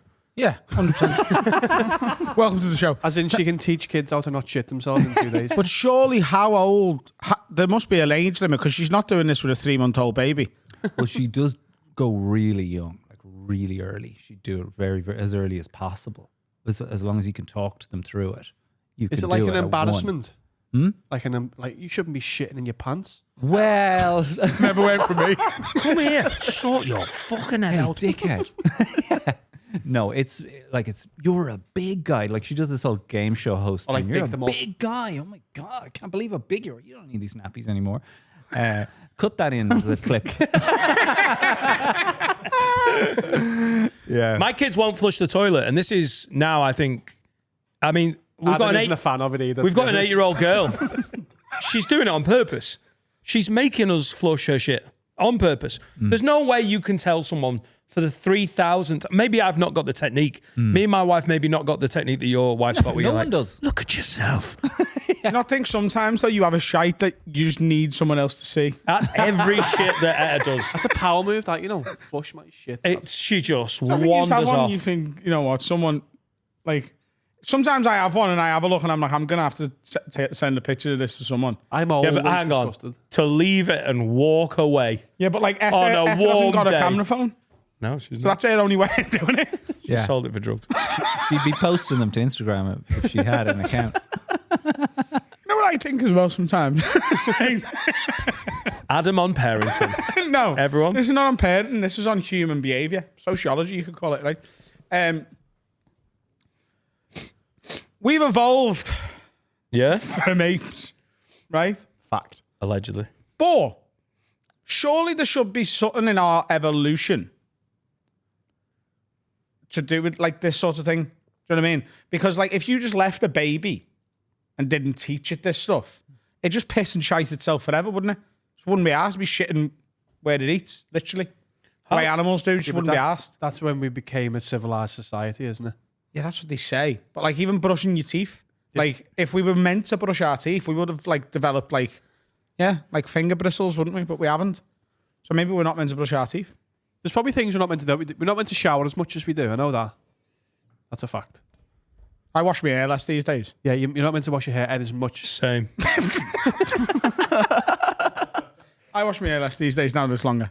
Yeah, because we're not meant to be washing our bodies with detergents, etc. every day. Don't wash it with detergents ever. Like we weren't made that way. I mean, I do because social etiquette. I don't want to stink. There's a lot of things we do that we're not necessarily naturally meant to do. Like, I don't think women are meant to shave every hair on the body apart from the head, are they? Shoes. I don't think we're meant to podcast. No, that's unnatural. Thanks for listening, everyone. You're not meant to wear shoes, surely. No, you're not. Yeah, but we've they've evolved designed and those worked out that shoes- it's... we've developed as a society, as a species, and worked out that it's well better. Yeah. Yeah. But they've designed... Have you seen those shoes where it's like the cutout of each toe? And it's meant to be better for your posture and You need to all train around your feet just how to wear general, them. like, yeah. Yeah. Yeah, just like the premium petrol. Who's buying those? Who is it? Yeah. When Nike start doing them. You do? You do? Black ones? Seen them? But you got to train your feet to wear them. You look like a lizard. Nike did one 20 years ago where it was just your big toe Yeah. that was them, yeah. separate. I had that. I'm a ridiculous sneakerhead. I remember you were crazy with them for a bit, weren't you? I've still got loads of trainers, yeah. I just We used to chat. trying to backstage for a expand bit. me wardrobe, which is why I've got me tassel loafers on today. How many pairs of webs have you got? I don't know how many I What's your have. fa- Could have you you got a put shape? call them? Webs? Webs. That's a Scousism. Is it? Yeah. That's my first. This is the first time I've ever heard that.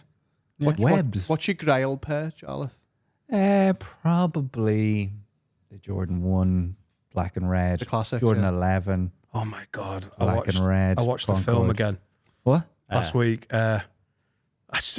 Like, how iconic is that man and that shoe that they can make a film about how the company that made the shoe signed him Yeah. as a client? Yeah. It's And it'd be it's entertaining. such a watchable Like- film. Like Laura, it was one of them, when you have a film on and your partner comes in and goes, "Oh, what you watching?" And within 10 minutes, she was in. He's in. Yeah.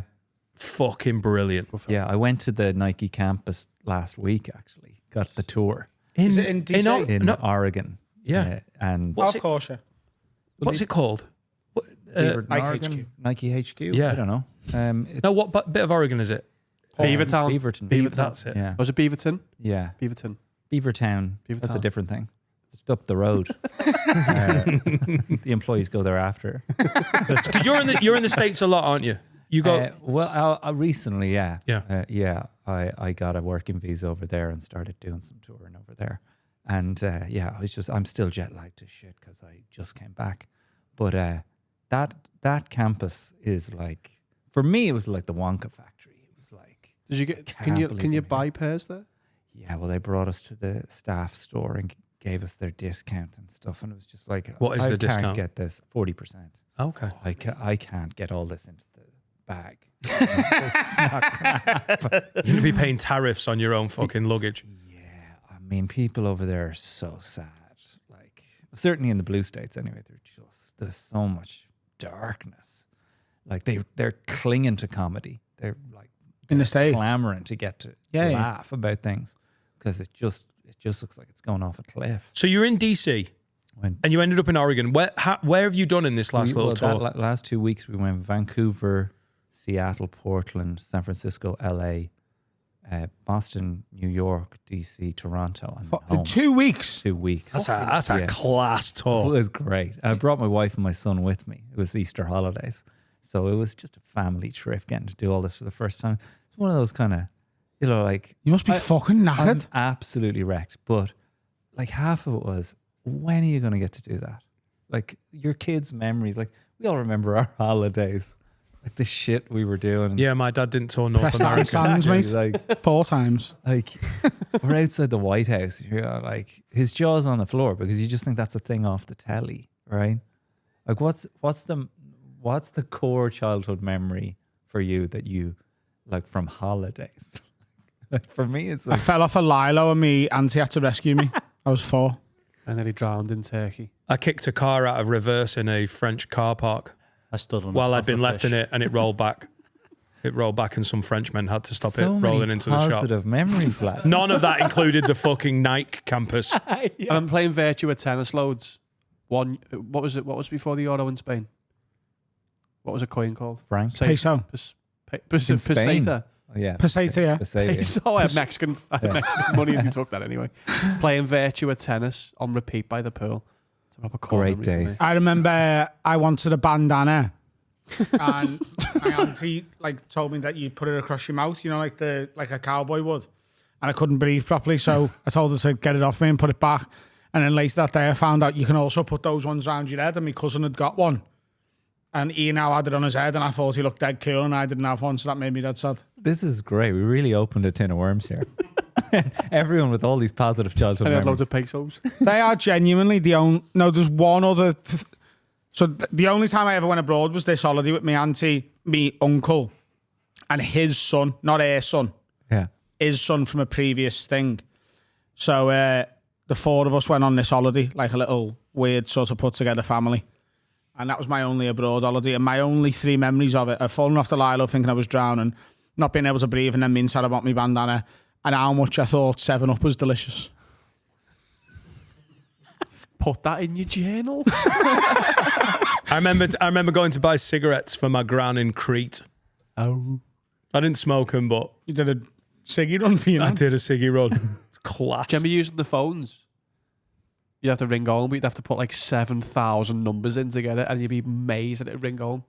I've got no memory of that now. Really? Genuinely, the think only we 3 ever memories rang I've got on. of that trip of them. I never went abroad. So if I go to maybe this is how Turkey- poor Ireland was. That I was just like, Where did you go? Where was holidays? just to the west of Ireland, to Kerry, and it was just 2 weeks. That's that, and then back.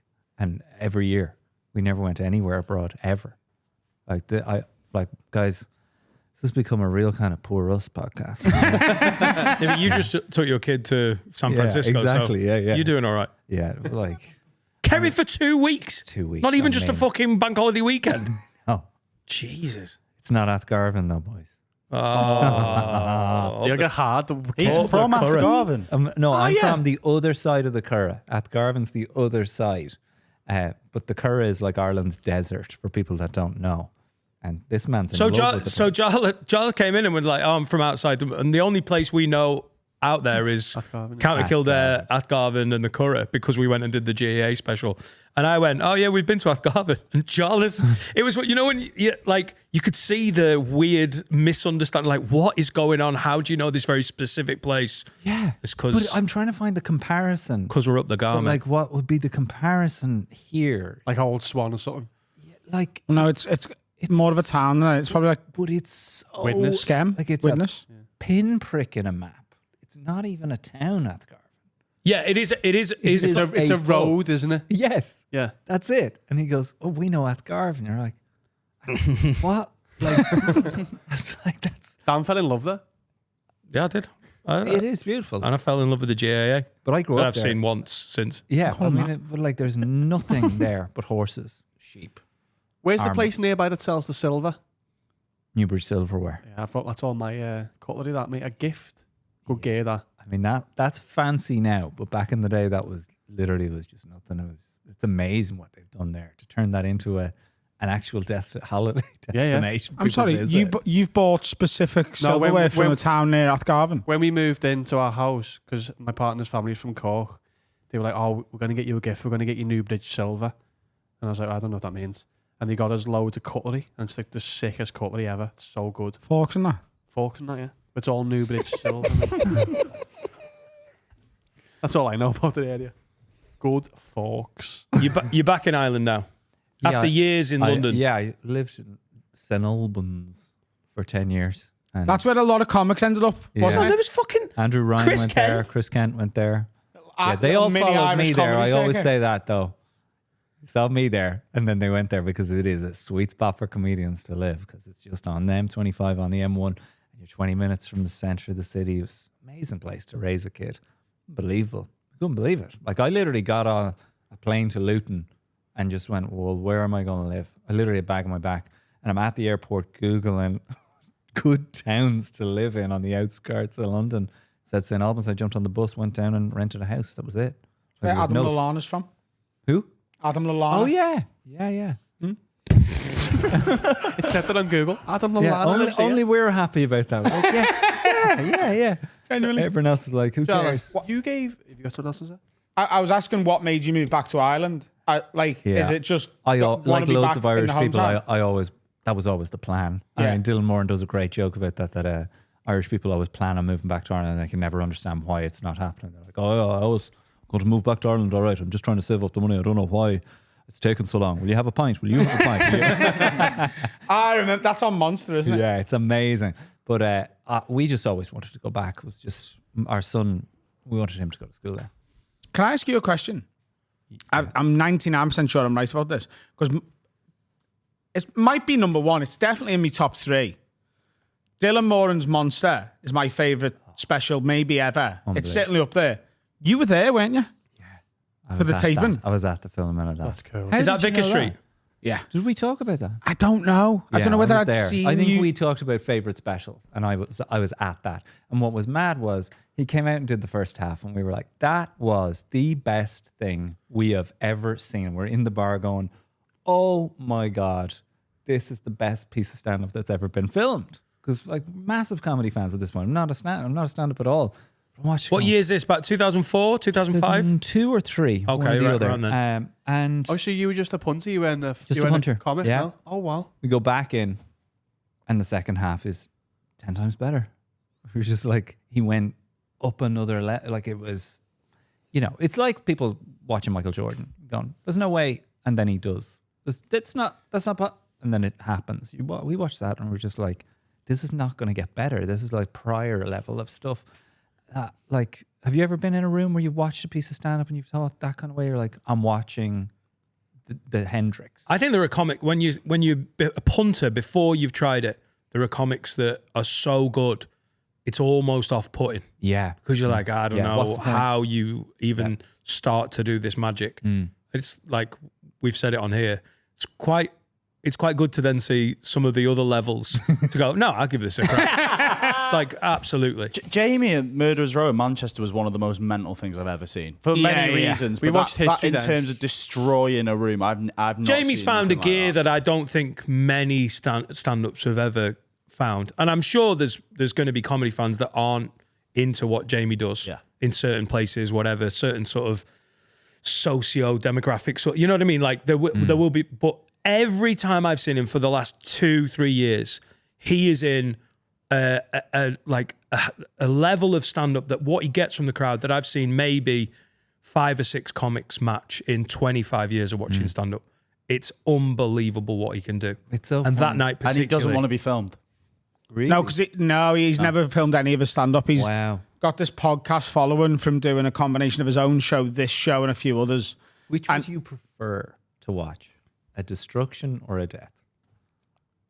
One of your friends. Would you prefer to see your death? Death. Oh, I'd love to see Jamie die. Just to see if he keeps doing it full tilt. Because he goes, we are in performing gear. Yeah. And to see what, because I have only seen him destroy for like 3 years. What happens when a crowd goes, I don't know. I think we could set that up tomorrow. That's going to happen, Could surely. he get him back? That's the question. Well, he's doing tomorrow in Leeds for us, for Murderers Row. Be funny if like one of you take him to the shop or something to get some cans, and I say to the crowd, for the first 5 minutes, give him absolutely fuck all, and just see what he does. Or you give him an introduction that makes life difficult. Like the worst introduction I ever got was in Vicar Street doing a charity show, and Carl Spain introduces me by saying, "This next act was meant to be Jarlath Regan, but he got sick, and we'd no one to replace him. But someone said Ricky Gervais is in town. Someone else said, I've actually got his number. So we text Ricky. He's in town filming. He said he'd love to do the show. Place is going bananas. Like, people are going, what? He goes, so, ladies and gentlemen, then Jarlath got better. So, ladies and gentlemen, will you please welcome to the stage Jarlath Regan? I mean, if you could introduce him in such a way that he walks on to nothing, where people are actually There's no angry one to who see our him. audience would rather see. No. I also think they would laugh regardless. I don't think even you if you can told give him nothing. I think he's too fucking funny. I think we'd have to book a gig in St Albans at like an art Gentleman's club or centre. something. Oh, an art centre, yeah. You know what I mean? Get the I blue think if heads you in. took Jamie to parts of London, they wouldn't like him. No, I think London's too many people. Hipstery parts. No, I think he'd still No, they do would. bits, They'd you know. love him, yeah. Because they love drugs. I- Drugs, innit? Drugs, humour. I think you want a midweek, like, art centre-y, the wrong mailing list. Like, if you could get hold of everyone who gives a fuck about Radio 4 comedy. This is the weirdest setup ever, right? Yeah, we're literally struggling to think of a setting that where Jamie Hutchison doesn't rip it. Yeah. Bob Is there any stand-up specials where you wish you were in the room? Because like that's like a holy grail thing. And I know Nick Cody, the Australian lad, he was at Patrice O'Neill's Elephant in the Room. What? And he was at one of Louis C.K.'s old ones as well. I think it was hilarious. Like long before it was ever a problem to go and see him. He went and seen that. And I think Bill Burr's Let It Go. He was at that as well. How? Unbelievable. He list. was such a big fan, and he was in America for a bit, and if he found out like a big comic was taping something, he would just get like a fucking car and get there. Do you tell your audience just tape them before you do it? A lot of the time. No, I mean, like, even before they get there, yeah. I have, yeah. Yeah. I'm saying, is it just luck, or are people just hunting to be on? No, most like it's a lot of the American guys I've noticed they do. Here's my full tour, and there's just a notable town missing from it. And then like a month later, they go, special taping in Portland. Oh, right. Like, It's funny because the Dylan one, we just got tickets for Dylan. And in we went, didn't and the know? cameras were there. What's the shittest introduction you've ever been given? The one that really made life difficult for you? I remember really early on, Paul Smith at Hot Water at an open mic night just introduced me just as like a prick. It was just like we're having a few drinks and he was like, this will be funny. And I'm like 8 weeks into doing stand-up or something. And he's like, this next guy's like, he's been here for the last few weeks. He's trying and that, but you know, it's not great at the minute. But like, you know, humour him and that. Like, he's not. We went for a pint. Like, he's not a great lad. To be honest. Like, he's not getting us round in and just being a bit of a cunt and that. So like, don't feel like, you know, if you don't enjoy this, it's not on you, it's on him, sort of thing. So, God. I think it's Adam. Is it Rowe? Adam Rowe. And I walked and literally ate a bag of shit because I had no idea how to handle it. And a week later, he did the same thing to me. But I walked on and said something like, that's the kind of introduction you get when you've shagged the compere's sister. And that got a big laugh and set me up. And then for about 6 months after that, every time I did the gig, I'd be like, will you introduce me like a prick again? Because I've got a really good opening line every time. Because you've got a joke. Yeah.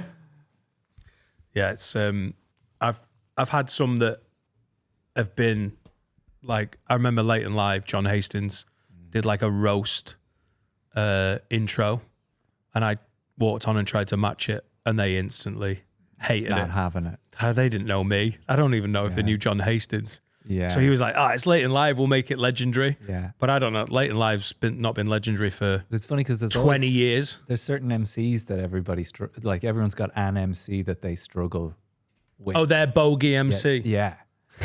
I used to do a lot of MCing for the 99 Club in London, and Bob Mills, like, is just a legend of that club. You know Bob Mills? Yeah. London guy. And he used to do this thing after I introduced him, and it would get me every single time. It's just so Bob Mills. But each time, my heart would stop, and then he'd crush me. So the line was, I'd bring him on, and he'd go, Jarlath Regan, everybody, Jarlath Regan.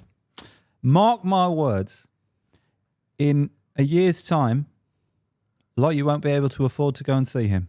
And I'd be like, oh, that is so kind. And he'd go, do you want to know why? Because a lot of you are going to lose your jobs.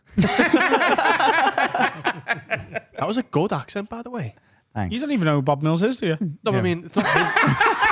He's a Geordie. What I mean is, it was a good British accent. felt Bob he Mills is did a know. Jamaican man. Oh, it was awful. He was like, I don't know this Bob Mills, but I feel like I know him now. It was after a that good accent. British accent. Let's have a break. That's a long old section. Decent. Hello, everyone. Time to tell you about my absolute favourite sponsor. It's Manual. Now, as you know, you might not know, but it's happened. I tested for whether I had low testosterone, and I did have low testosterone, and I've started testosterone replacement therapy. If you've got low testosterone, and 1 in 4 men, especially around my age, will have low testosterone, 90% of men go undiagnosed. And what are the symptoms of low testosterone? Low sex drive, poor mood, low energy, low mood and anxiety, lack of focus, poor sleep quality, and also weight gain. If any of this has been bothering you, and you're the type of person that would like to maybe do something about it, try Manual. They offer a testosterone replacement therapy service.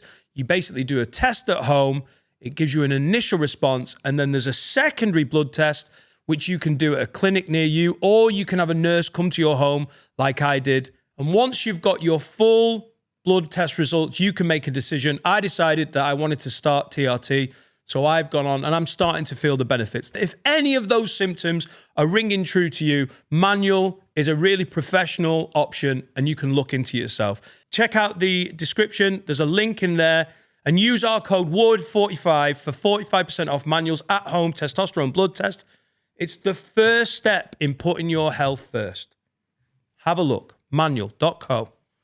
Jarlath, where can we find you online and all your many internet endeavors? I guess I'm mainly on Instagram, Facebook, and TikTok.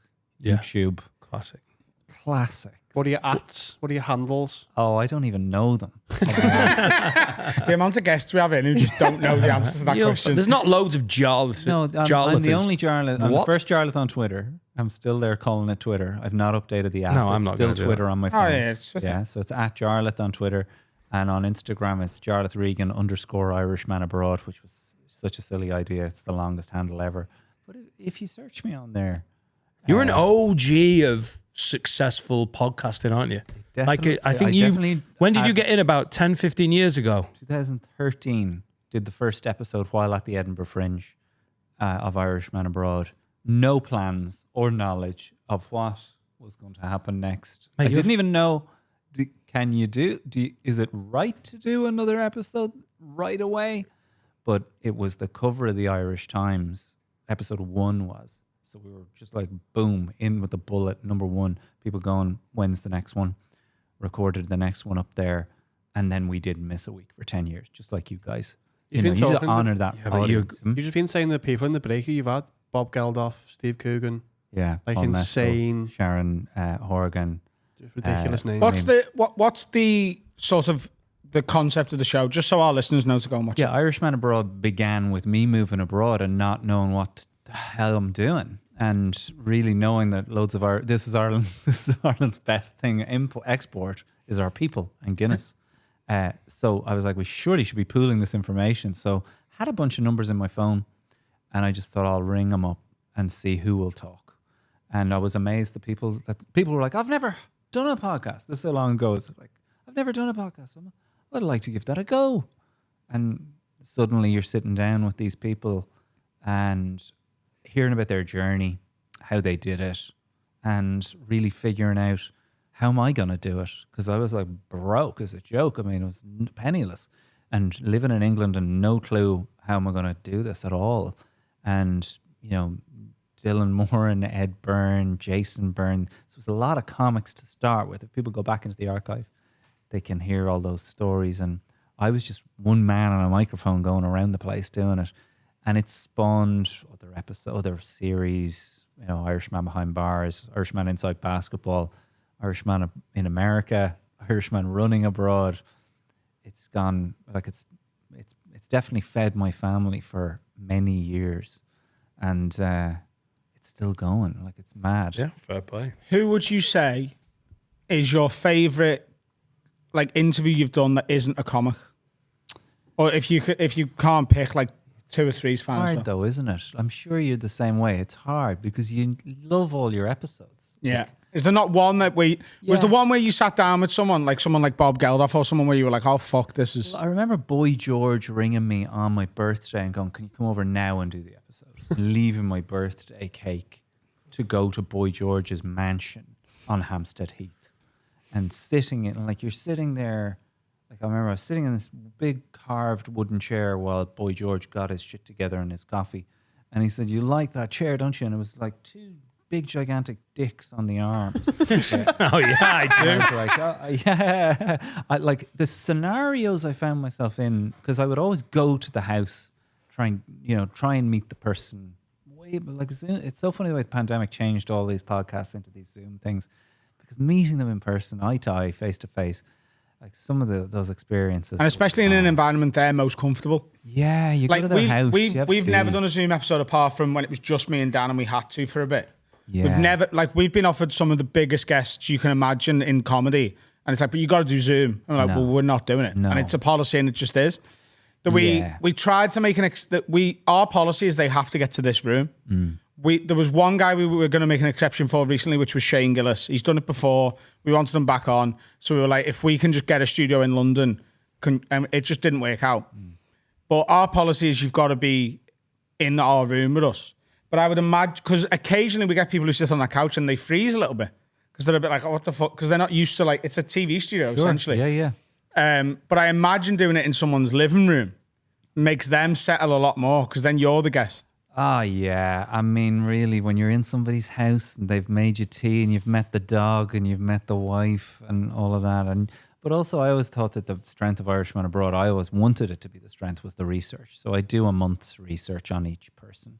And I always felt if you can ask people the question nobody's ever asked them, that they've always wanted to be asked, that the shutters come up, the gates open, and the conversation flows in a way that it wouldn't.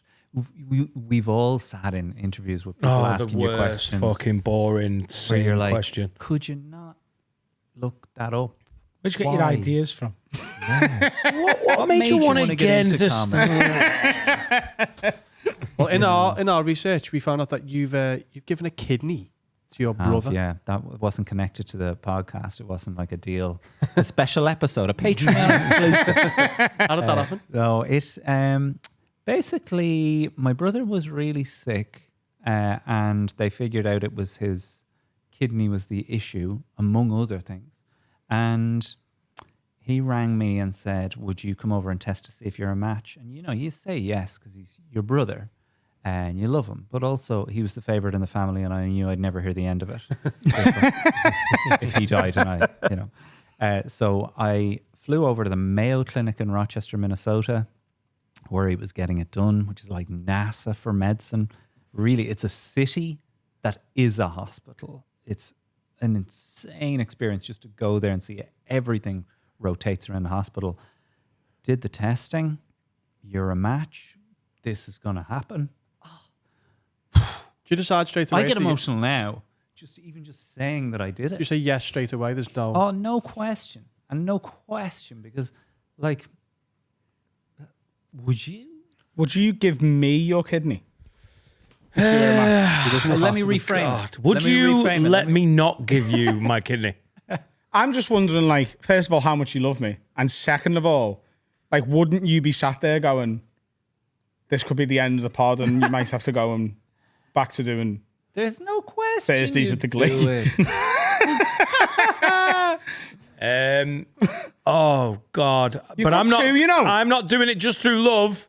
I want to broker a really good deal. Do you know what I mean? This has got to. There's got to be a little bit of back and forth. If it's my brother, God, thank fuck I don't have one. Then yeah, you do it out of pure love, and I do it for you in love, and then we'll sign a little contract. We'll make a deal. That fair? I think I fancy a new car. I feel you should hug now. How does it affect your life having one kidney? Well, I was probably 12 kilos heavier. Oh wow! Yeah, good. you just have a way greater respect for your health. I don't drink anymore, even though I could drink as much as I like, and it doesn't affect how quick you get drunk or anything like that. Honestly, you walk around. I think a lot of fellas worry about whether people think they're sound. You know that's one of the things that you lie awake at night going, that guy thinks I'm a prick. I didn't do that. Why didn't I say that? I think once you give someone a kidney, you don't worry about that. Yeah, you're a good egg. Yeah, you've got a scar and a certificate that says you're sound. And a legacy of soundness. I think a lot of Irish fellas are chasing that. That's why they're buying so many pints. Fair. I'm still doing the pint thing. That's where I'm getting mine from. Yeah, you're fucking up your kidney so you don't have to give him anyone. Yeah, That's a great way to go. Clever. Yeah. Nice. My brother's still alive. I mean, that's the big thing. It's like his ever life use it? changed like that. Like changed. Like Have you that. asked him for anything back? Yeah, do you ever use it? Like, I give you a kidney. Gives that. They're very, very, very strict around all of that. They're very, very strict around the idea of there can never be a suggestion that he is paying you for that. No, but it's your brother. Like, do you ever ask him for a favour and be like, "I gave you a kidney, so like, lend me your fucking never, Hoover"? because there's a weird thing. And you need that level of leverage, don't you? You need it. Have to have it. Otherwise, you're not getting that Hoover. All right. I should get some leverage out of it. You should use that. Like, this is the really tough bit of it. If anybody's watching this and is thinking about donating a kidney or has been approached to, call me, message me. I'll call everyone back. I'll talk to anybody about this, because it takes a special kind of person to do it. You need to be tough as fuck to do it. And not like in a strangest way. Like in the strangest way. There's only certain people that can do it. But the high, like we talked about Kilimanjaro, I heard you guys are going to be doing that. Like marathons. I've run marathons. There's no high like this. Like you float for a good week. Because you feel so good about yourself for doing it. As a drug addict, that sounds really appealing, but I can only get 2 hits. Here's a question. Yeah, I draw the line at one. I'm only giving away one kidney. Would you rather give me one of your kidneys or one of your kneecaps? Because the kidney, like you see, and it can make a positive improvement in your life. Kidney. Oh, kidney. Yeah, okay. Oh, Get yeah, a metal kneecap. Why do you want Dan's? He's short. But then you can't go through the airport scanners. Nah. You have to get in the little tub and go through the machine with the bags. And that would be enough. I genuinely believe that if you're going through this, if you have this jeopardy in your life and you message Jarlath, he'll get in touch. I do. I do. I say that to everybody. Like, people need to talk to people about it because the only people that really understand it are the people that have been through it. So, like, I mean, But when give you me say a be shout. through it, are you just talking about like the mental strength it takes to give a part of you away? Is that what you're talking about? Yeah. In amongst other things. Yeah, I mean, there's no benefit to you from it, and the doctors will ask you nearly every 15 minutes, "You still want to do this?" Like even right before they put the mask on, you still want to do it, and you get to pull out. Like, What are right the to potential last risks to second. you, though? You die. You die in the operation. That's that one. Very, very. The biggest one. That's a big one, isn't it? You're not I getting my mean, kidneys, that's but very, very rare, but that's still a possibility. You know, I've obviously got high blood pressure now. That's a side effect. I take a couple of tablets every day for that. But like, the impact of it is that, you know, some families don't deal well with it. You know, there can actually be jealousy in families around the person who did it and those that didn't. Suppose you think you're great now. You know, You're like, Yeah. That's in, yeah. I mean, that's in families anyway, without kidneys being donated. So, you know, there's something. This is why I talk to people about it. It's like you kind of got to really know. You got to really know. I knew I could do it. And I also knew that I'd get a really good stand-up show out of it. Nice. Just remember, message your Jack first, yeah? Shall we do some have a words? Yeah, baby. Yeah. This is where the headphones come in, mate. Yeah, you can't hear this, Jarlath. There's a song. We don't just dance to silence. If you have a word, send it in at haveawordpod@gmail.com. And if you can't remember that email address, please do not DM me, because unlike Jarlath, I won't message back. It's annoying. I say it on the pod. Anonymous lady! Wag lids, have a word with my boyfriend. The entire time we've been together, he has had beautiful long hair. Over the weekend, he's given himself a buzz cut without asking my opinion. Now he's got a baldy head and doesn't understand why I'd be annoyed with him making such a drastic change visually, like without seeing what I'd think. Please have a word. It's his head, love. Yeah, but she's looking at it. He doesn't have. It's like living on Birkenhead, isn't it? You get to look at Liverpool and it's boss. What? Respectfully, what? Like I know what he means. We You live know in what the he city means? and we love it here. It's gorgeous. But people in Birkenhead, they get to see it. We don't. We get to look at them. So she gets to look at his head. Yeah, but if you knocked the Radio City Tower down, it still looked quite good, wouldn't it? Yeah, That's all he's done. But you've got to ask Birkenhead first. Is that what you're saying? Yeah, Birkenhead, are you signed with me ruining what you get to look at? Do you think we everything? consult people from Birkenhead before we change our skyline? Do you think that's what happens? No, but I'm. But we should, They'd is that be what you're saying? upset if we just knocked everything down. They'd be like, "How are we looking at that?" I just think it's similar. Would you ever make a drastic change like this without consulting your missus? Would you shave your head? Not if you're fucking 44 and you've still got that barnet with the same age and look, he's rocking a quiff. Bastard. I think it is a pretty selfish thing to do. I'm with her on this. Yeah, it stinks.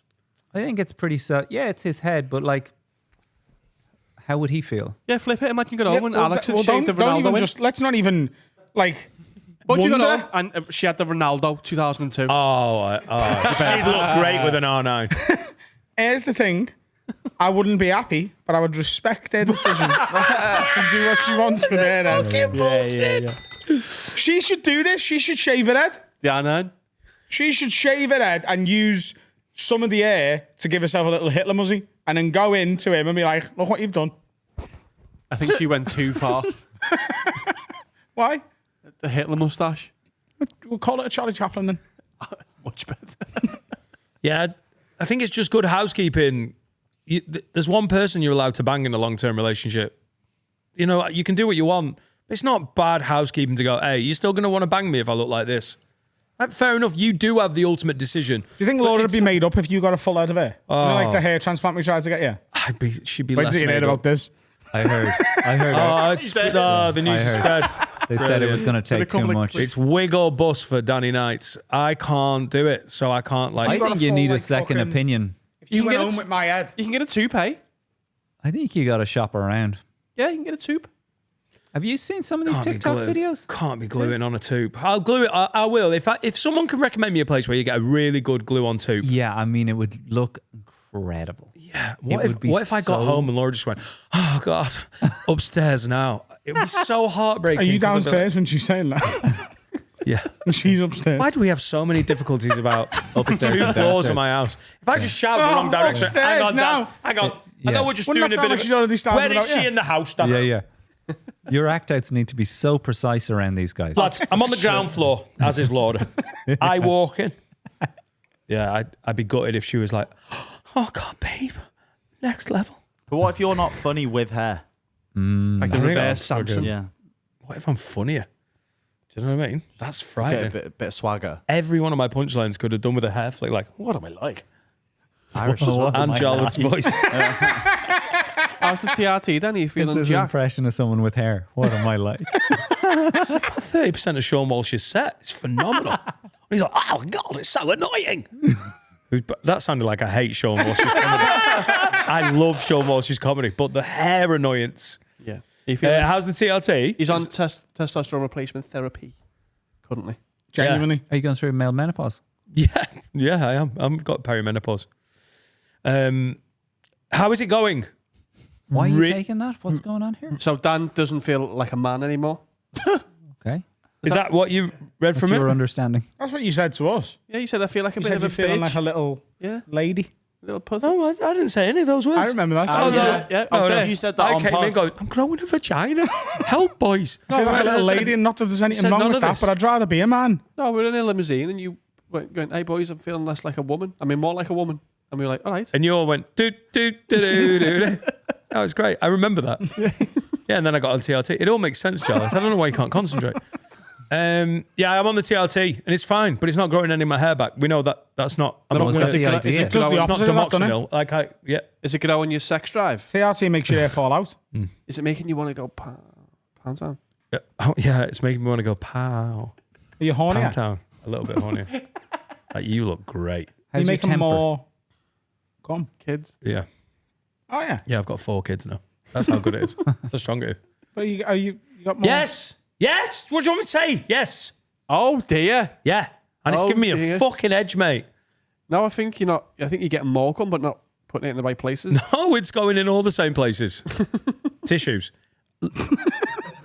Yes. I feel good. Thank you. You feel I'm jacked. feeling a little bit of the gains. My energy good. English? Can't How's speak that? though. So Energy you good, were, Word England not he was good. tested and had low testosterone. He was did. tested and it was fine, and he decided he wanted it anyway. No, that's not. That's, He tried to cheat the system by wanking loads before the test. and that actually improved my testosterone. So this is the story, and this is true. This is through the eyes of I came in and went, "Why am I lady?" And then I, had 17 wanks, and they were like, "Your test is high." No, I've tested low, and I feel good. It's good. I just want Tested to. low. I want to go into my mid-40s and strong physical and mental. What's the upsides Position. of the TRT? What did he say? Improved energy, improved sleep, improved libido, retention of like muscle. Can you not get a little edited one that lowers your libido? That's what would be better for you, wouldn't it? Oh, I want to feel alive. I do feel alive. It's great. You've got a high libido anyway. Yeah, well now I'm juicing my libido, mate. Libido's a good I word. use Is up there the not internet. ways to just naturally increase your testosterone? Just Oh, probably, you big vegan. Shut up. Probably a balanced diet. and Oh, exercise. did you eat more healthy food and walk? run. So Are are you you in, still training for a marathon? Didn't I do that ages ago? Yeah. No, I am back on it today, yeah. Yeah. Is it in the Check journal? his journal. I'm going for a run when I get home. Good man. Yeah. How far? I'll do 5K today. Okay. I've had a bit of a week of boozing and eating like shit, so a little toe dip back in. Tend to do 5 and 10Ks as like a general day-to-day run thing, and then I've ran 1 half marathon. How'd it go? I fell. But it wasn't bad enough to get shot. So How much are you running? You do a running podcast. I Right? I ran a few marathons the other year, but then I was like, What was your "That's best time?" enough of that. About 3:45. that's so quick. It's okay. It's okay. It's not really good. Anything quick. below 4 is impressive. Yeah, but he's I not like- carrying the weight of that extra kidney, so he's fucking lightning. I was 1 hour 52 in me half marathon. So, yeah. And that was with being carried across the line as well. It would have been like an hour 10. But it immediately starts to become boring, doesn't So it? fast. Because runners are so boring. And I think a lot of that is they can't believe they're runners. Yeah. They're like, can you believe I'm doing this? Yeah. Let me tell you about what I'm doing. But like, That's what the internet's for, isn't it? they're like, if you London Marathon was just the other weekend, and I mean, they're the bit they don't show you. You see all the videos. Everyone comes through the line. After the line, it is like Saving Private Ryan. Like, Yeah, it was him. It is carnage. I had to sit on the floor. I couldn't even sit on a bench because And I then was. everything ceases. Oh my god! Well, I threw up all over the floor. This is after a half as well. Half. Oh my I threw god! up all over the floor. Think about doing that again. This is the thing. This is because that half was in me training for the Paris Marathon, which I'd already signed up for. I was like, well, I'll do the half will be timed quite well. I couldn't have done the full marathon, I don't think. Not everyone's cut out for it. You had stage 4 tuberculosis as well. So. I did get COVID, yeah. But the idea of getting to that finish line and then going, right, another lap. Yeah, turn around and go back again. Yeah. What's an ultramarathon? Anything longer than a marathon. 32 kilometers. Oh, sorry. I thought it was a marathon and a half. No, if you No, do 200 yards anything past the over- marathon, you've done an ultramarathon. Yeah. Is that real? Is that true? Yeah, I sometimes run the little bit afterwards and go, that was an ultra. It's like 100 feet. I or thought so. it was like a double marathon or something. No, that's No, a double no. marathon. No. Better But I mean, name. they're mostly a little. What's an Ironman? Isn't that like cycling, running, and swimming backwards or something? Moonwalking. What's an The whole way. Ironman? You must not know an Ironman. Ironman, swimming, cycling, Like 100k or and something. then running. Yeah. So it's triathlon, basically. But Yeah. a fucking bastard. It's what you're going to be doing after this testosterone's kicked in. Yeah, mate. Should you wake up feeling better? Me and Dan were supposed to do the Chester half marathon next month, but he's pulled out. I'm busy. So I haven't Someone gone. booked You're busy. 4 weddings. So yeah. How annoying. Yeah, I feel good. And you really Like, wanted I to do recommend it. It's not for you yet. Recommend cancelling marathons. Yeah, it's much better than doing them. I'm a big fan. Yeah, I really want to get a few more in. Yeah. A few more. Half marathons and marathons. We all just know I that. honestly thought The you were goal saying, is I want to the- get a few more marathons in. The goal is I'd like to run the New York Marathon by the time I'm 40. That's not Why? that wild. I like New York. I like marathons. You could just go to New York. He's been to New York and he's never run the marathon. That's what he means. Yeah, but it's a big one, isn't it? Go to New York and cheer people on at the marathon. Like, it is the best spectator sport. Like, that is how people are running marathons. Because you go, and like, think about it. Every other spectator sport you go to, they're trying to block you out. Like, fuck off. I'm trying to do the thing. You get to the 26th mile and you stand there and cheer people on and they're begging for it. They're like, say something that gets me over the line. It's just the most fun ever. I'd want that in an American with their energy Yeah. and their positivity. Yeah. You know what I mean? I don't want like a Northern British marathon. Yeah, Probably the not London quite one as though, supportive. like it is like a football match. Like they're going, you got your name across your chest, and they're literally going, Adam, you have fucking got this, mate. He has that in his head anyway. Bob Mills was there. What's the etiquette? What's the etiquette with plopping? Like he's got IBS. If he's 22 miles in, he's got to finish. He's got to plop. What is the etiquette for? Can you shit are you on the allowed road? to? Yeah. Paul Radcliffe did it. Are we allowed to shit on the road? It's frowned upon. No, but I'm saying like, say It's not illegal to poo anywhere. It's illegal to piss, genuinely. Because you can't hold a shit in. Like, if a shit You've really looked wants into this. Yeah. I have. If a shit really wants to come out, it's coming out. There's nothing you can do. So if I just pooed on the ground outside, the So police you go come onto in- Castle Street and you go, I just got caught short. I had to shit here. Yeah. No fixed penalty charge.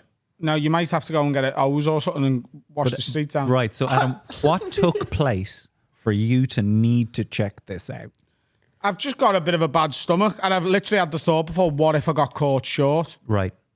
So you got onto your solicitor. Get like pissing on something, they'll fine you for that because like you could have held that in. I know it's an offence. So there's no specific rule. But if the police want it, they can go, that's a public order. If it causes harassment, alarm, or distress, which I won't. imagine if you're doing it, you're would. paying a fine for that, brother. Harassment. That shit's A harassment. child like, why? Yeah, so if a policeman wants to be a dickhead, he could, but not legally. Like, Officer, that man is harassing me. With his did he do? asshole. He took a shit on my shoes. On someone, that's a bad one. They're just doing it in the middle of the street. Shall we call it a pardon? Yeah. Fuck So me. wasn't It's it? gone warm as fuck. Gas leaks back. Guys, thanks for having me. Jarlath, thank you so much for coming down. Check out all of this man's fine work. And I'm coming to Hot Water on the 21st of May. Oh, 21st of May. Tickets Full out. tour still on sale as well. Full tour still on Where's sale. that? JarlathRegan.com. Jigser.com. Jigser. Don't ask me why. JIGSER. Jigser.com. Coming to Liverpool May 21st. Beautiful. Yeah. Thanks, guys. Enjoy. Great to see You'll the smash it. Empire hustle. Thank you, mate. Have we got a tune? Finn? Yes. Oh, God. We've got a song by a band called Emu, and this is their tune, Like It Like That. Is it EMU or? It might be EMU, but All right. that is All right, EMU. Emu. And it's called? Like It Like That. It's good. Like, nice. Enjoy that on the audio. We are EMU. Or EMU. They don't even know. Read it. Don't even know. Appreciate it, Lids. Bye, Felicia.